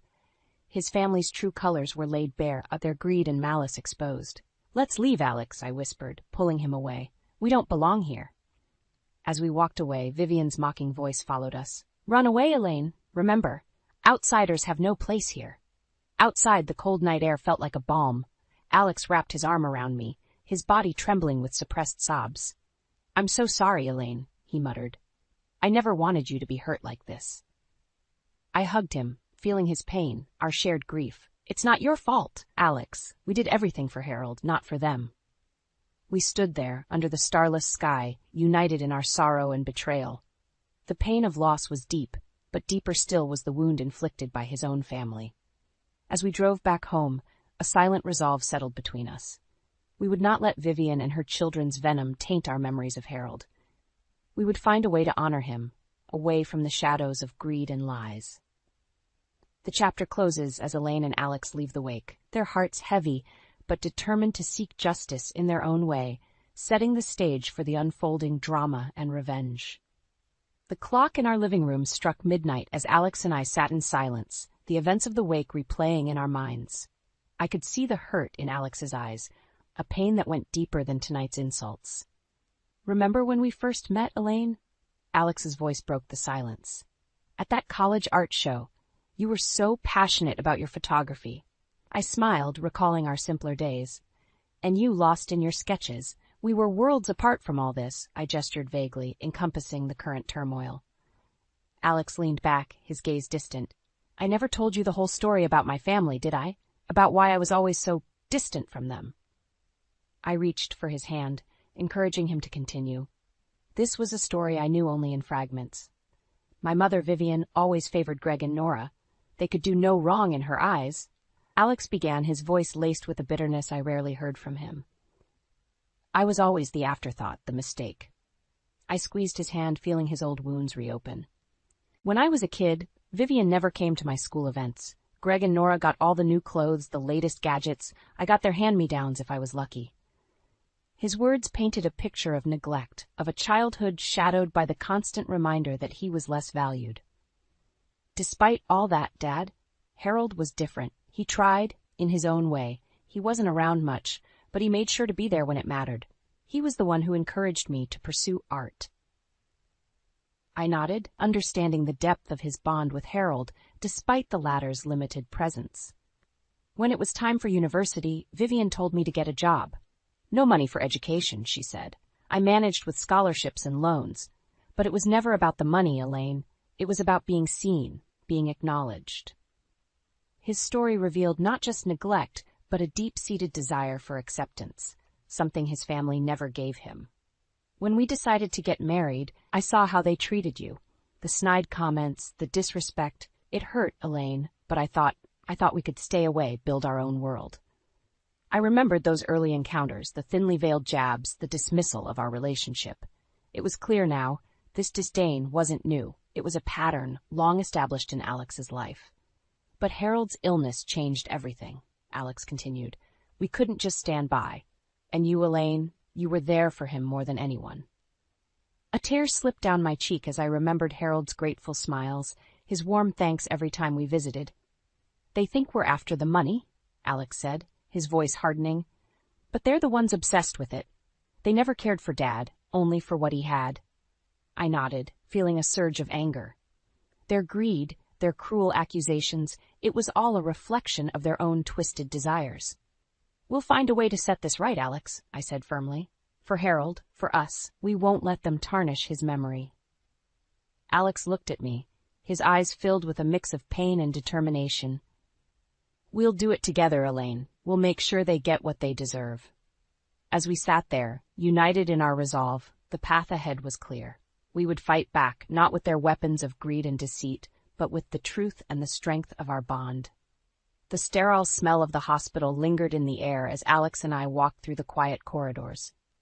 Each step felt heavy, a reminder of the countless times we had made this journey to visit Harold. As we entered his room, the sight of Harold lying frail and pale on the hospital bed never failed to stir a deep sadness in me. Despite his condition, his eyes lit up when he saw us. Elaine, Alex, my dear ones. Harold's voice was weak but filled with warmth. We approached his bedside, and I took his hand gently, noticing how it trembled slightly. How are you feeling today, Dad? Alex asked, concern etching his features. Just being here with you both is a comfort, Harold replied, squeezing my hand. I couldn't help but think of Vivian, Greg, and Nora. Their absence in these crucial moments spoke volumes of their indifference. Dad, we brought you some of your favorite music, I said, trying to bring some cheer into the room. Let's listen together. As the soft melodies filled the room, I saw a tear roll down Harold's cheek. It was moments like these that made me realize the depth of his loneliness, exacerbated by his family's neglect. The door suddenly burst open, and in came Vivian, Greg, and Nora, their arrival like a storm disrupting the calm. Harold, we're here! Oh, how terrible you look, Vivian exclaimed, her tone lacking genuine concern. I felt Harold's grip on my hand tighten, a silent plea for strength. Mother, we were just spending some quiet time with Dad, Alex said, his voice strained. Greg scoffed, looking around the room with disinterest. Quiet time? More like making sure he remembers you in his will. Nora joined in, her voice dripping with sarcasm. Elaine, still playing the devoted daughter-in-law, hoping to get a bigger piece of the pie? Their words were like daggers, but I remained composed, not wanting to upset Harold. We're here because we care for Dad, not for his money, I said firmly, meeting their accusing eyes. Vivian snorted. Care? You're nothing but gold diggers. Harold, don't trust them. Harold, who had been silent, finally spoke. Enough. Elaine and Alex have been my only comfort in these trying times. They are my family. His declaration was a blow to Vivian and her children. Their faces contorted in anger and disbelief. You'll regret this, Harold, Vivian hissed, storming out of the room with Greg and Nora following her. Once they were gone, a heavy silence fell. Harold looked exhausted, the encounter having drained his remaining strength. Elaine, Alex, I'm sorry you have to endure this, Harold whispered. We're here for you, Dad, always, Alex replied, his voice filled with unwavering loyalty. As we left the hospital that evening, a resolute anger settled in my heart. Vivian and her children's greed and cruelty knew no bounds. But Alex and I were determined to stand against them, to protect Harold and honor his wishes. The injustice inflicted upon us, upon Harold, would not go unanswered. We were ready to fight back, to ensure that the true colors of our adversaries were brought to light. The days following Harold's funeral were a blur of grief and disbelief. Alex and I tried to find solace in each other, but the shadow of his family's callousness loomed over us. It was on a bleak Tuesday morning when the unexpected happened. A knock at our door revealed a stern-looking man in a suit, introducing himself as Mr. Simmons, Harold's attorney. "Mr. and Mrs. Carter, I'm here regarding Harold's last will and testament," Mr. Simmons announced, his tone formal yet sympathetic. Alex and I exchanged a look of surprise. We were unaware Harold had made a will. "Please come in," I said, leading him to the living room. As Mr. Simmons unfolded the documents, the anticipation in the room was palpable. Harold made it clear in his will that his entire estate, including the $2 million inheritance, is to be left to you, Alex, and Elaine, Mr. Simmons stated. The revelation hit us like a bolt of lightning. All this time, Harold had planned to leave everything to us. "But why us?" Alex asked, his voice barely above a whisper. "Harold felt that you two were the only ones who genuinely cared for him in his final years. He was deeply hurt by the rest of the family's indifference and greed," Mr. Simmons explained. The truth of Harold's feelings towards his family, now laid bare, was both a validation and a burden. We were honored by his trust, yet saddened by the extent of his loneliness and pain. "What about Vivian, Greg, and Nora?" I asked, my mind racing with the implications of this revelation. "Harold explicitly disinherited them. They are not to receive anything from the estate," Mr. Simmons replied, his tone indicating finality. I could almost hear Vivian's outraged scream, Greg's indignant protests, Nora's incredulous gasps. The news would hit them like a tidal wave, shattering their illusions of entitlement. "This will undoubtedly cause a stir," Alex said, a hint of worry in his eyes. "Yes, but Harold's wishes are legally binding. I will handle any disputes that may arise," Mr. Simmons assured us, his confidence somewhat easing our concerns. After Mr. Simmons left, Alex and I sat in silence, absorbing the gravity of the situation. Harold had entrusted us with his legacy, a clear message to his family that their behavior was inexcusable. The sense of justice was bittersweet. While we felt vindicated, it pained us to think of Harold's final days clouded by such decisions. "We need to prepare, Elaine," Alex said, determination in his voice. "Vivian and her children won't take this lightly. We must stand our ground." I nodded, feeling a mix of resolve and apprehension. "We'll do this together for Harold," I said, my voice steady. As we braced ourselves for the inevitable storm, I couldn't help but feel that this was just the beginning. The revelation of Harold's will was not just a testament to his love for us, but also a catalyst for the impending battle with his family.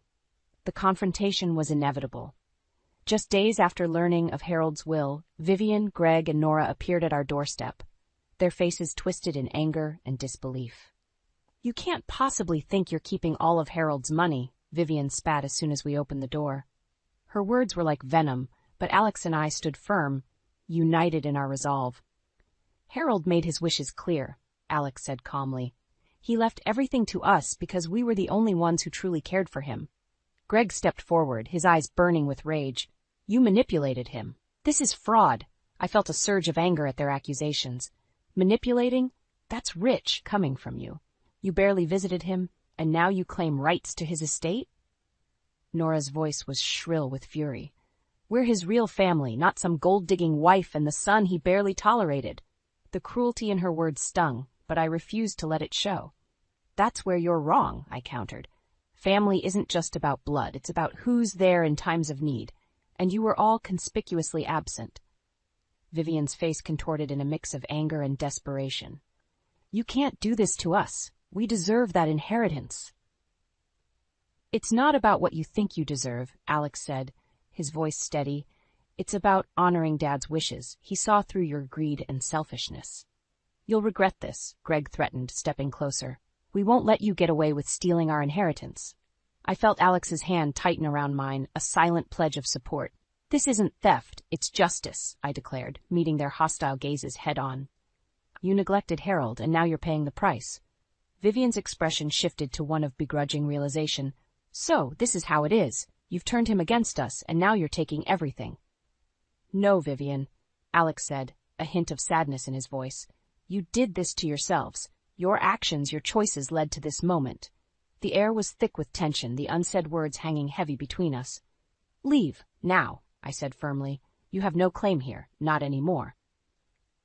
With one last glare, Vivian, Greg, and Nora turned and left, their departure leaving a trail of bitterness and resentment. Closing the door behind them, Alex and I let out a collective sigh. The battle lines were drawn, the fight for justice was just beginning. But we were ready, armed with the truth and the strength of our conviction. We did the right thing, Elaine, Alex said, wrapping his arm around me. I nodded, feeling a sense of righteous vindication mixed with sorrow. We did for Harold. As we stood in the silence of our home, we knew this was far from over. But whatever lay ahead, we would face it together, standing tall against the greed and deceit that sought to overshadow Harold's final wishes. The aftermath of the confrontation left a charged atmosphere in our home.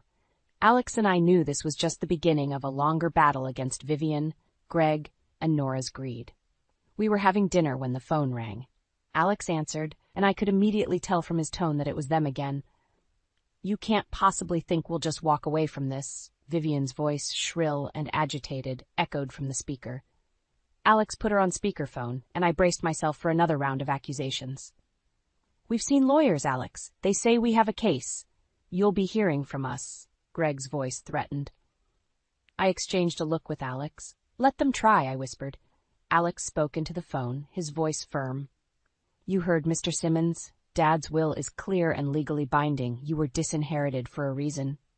You think you're so smart, but we'll see who gets the last laugh, Nora chimed in, her voice dripping with malice.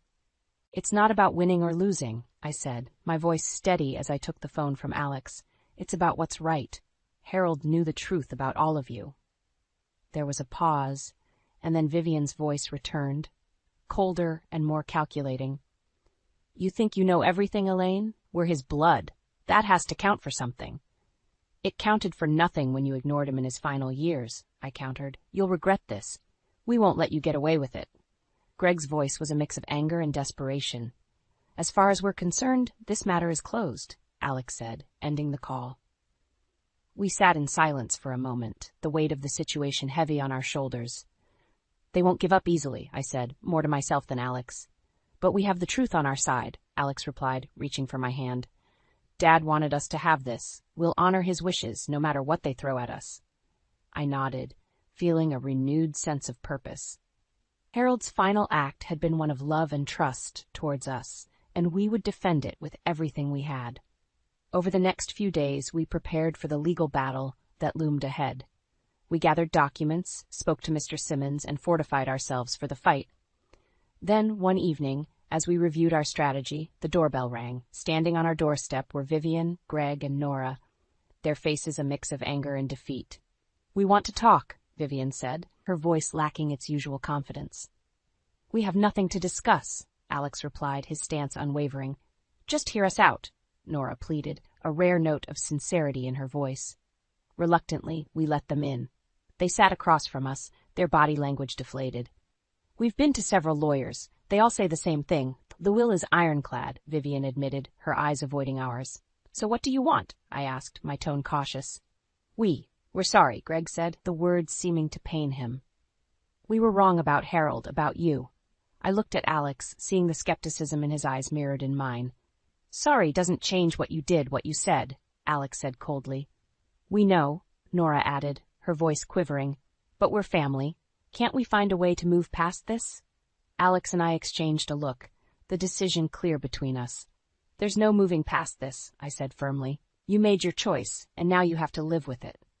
They left soon after, their departure marked by a heavy silence. Alex and I sat back down, the finality of the situation sinking in. We did the right thing, Alex said after a moment, his voice resolute.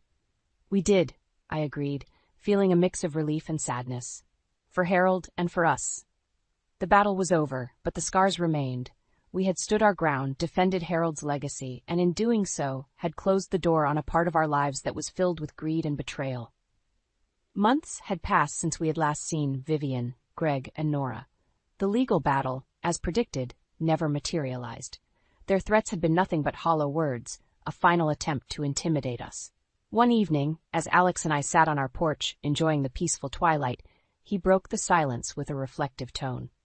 "Do you ever think about them?" he asked, gazing into the distance. "I try not to," I admitted. "But sometimes I wonder if they ever understood the pain they caused, not just to us, but to Harold." Alex nodded, a hint of sorrow in his eyes. "I doubt it. Their greed blinded them to everything else." The conversation drifted to other topics, but a part of my mind remained on that bitter family conflict. It was a chapter of our lives that had closed, but its echoes still lingered. A few days later, we received news that served as a stark reminder of the consequences of their actions. Through a mutual acquaintance, we learned of their downfall. Greg's business, already struggling, had collapsed under mounting debts. Nora, caught in her web of lies and deceit, faced a bitter divorce. And Vivian, abandoned by her children in her time of need, was left to grapple with her loneliness and remorse. Hearing of their misfortunes didn't bring us joy. There was no satisfaction in seeing them suffer, only a deep sense of pity and a reminder of the destructive power of greed. As we moved on with our lives, Alex and I made a conscious decision to focus on the positive. We invested Harold's inheritance wisely, ensuring his legacy would continue to support causes he believed in. We also started a small foundation in his name to help those in need, a fitting tribute to a man who had shown us so much kindness. Life had a way of coming full circle. A year after Harold's passing, we welcomed a new addition to our family, a baby boy we named Ethan. Holding him in my arms, I felt an overwhelming sense of love and hope. He was a new beginning, a chance to build a legacy of love and kindness, far removed from the shadows of greed and betrayal. As Ethan grew, we often told him stories of his grandfather Harold, ensuring his memory lived on in the heart of our family. We wanted Ethan to know the values Harold stood for: kindness, compassion, and integrity. Sitting on the porch one evening, watching Ethan play in the garden, Alex put his arm around me. "We made it through the storm," he said, a note of contentment in his voice. "We did," I replied, leaning into him. "And we built something beautiful from it." The journey had been fraught with pain and conflict, but it had led us to a place of peace and understanding. We had turned the bitterness of the past into a future filled with love and hope. As the sun set, casting a warm glow over our home, I realized that this was what Harold had wanted for us: a life of happiness, free from the toxic grasp of greed. And in that moment, I knew we had truly honored his legacy.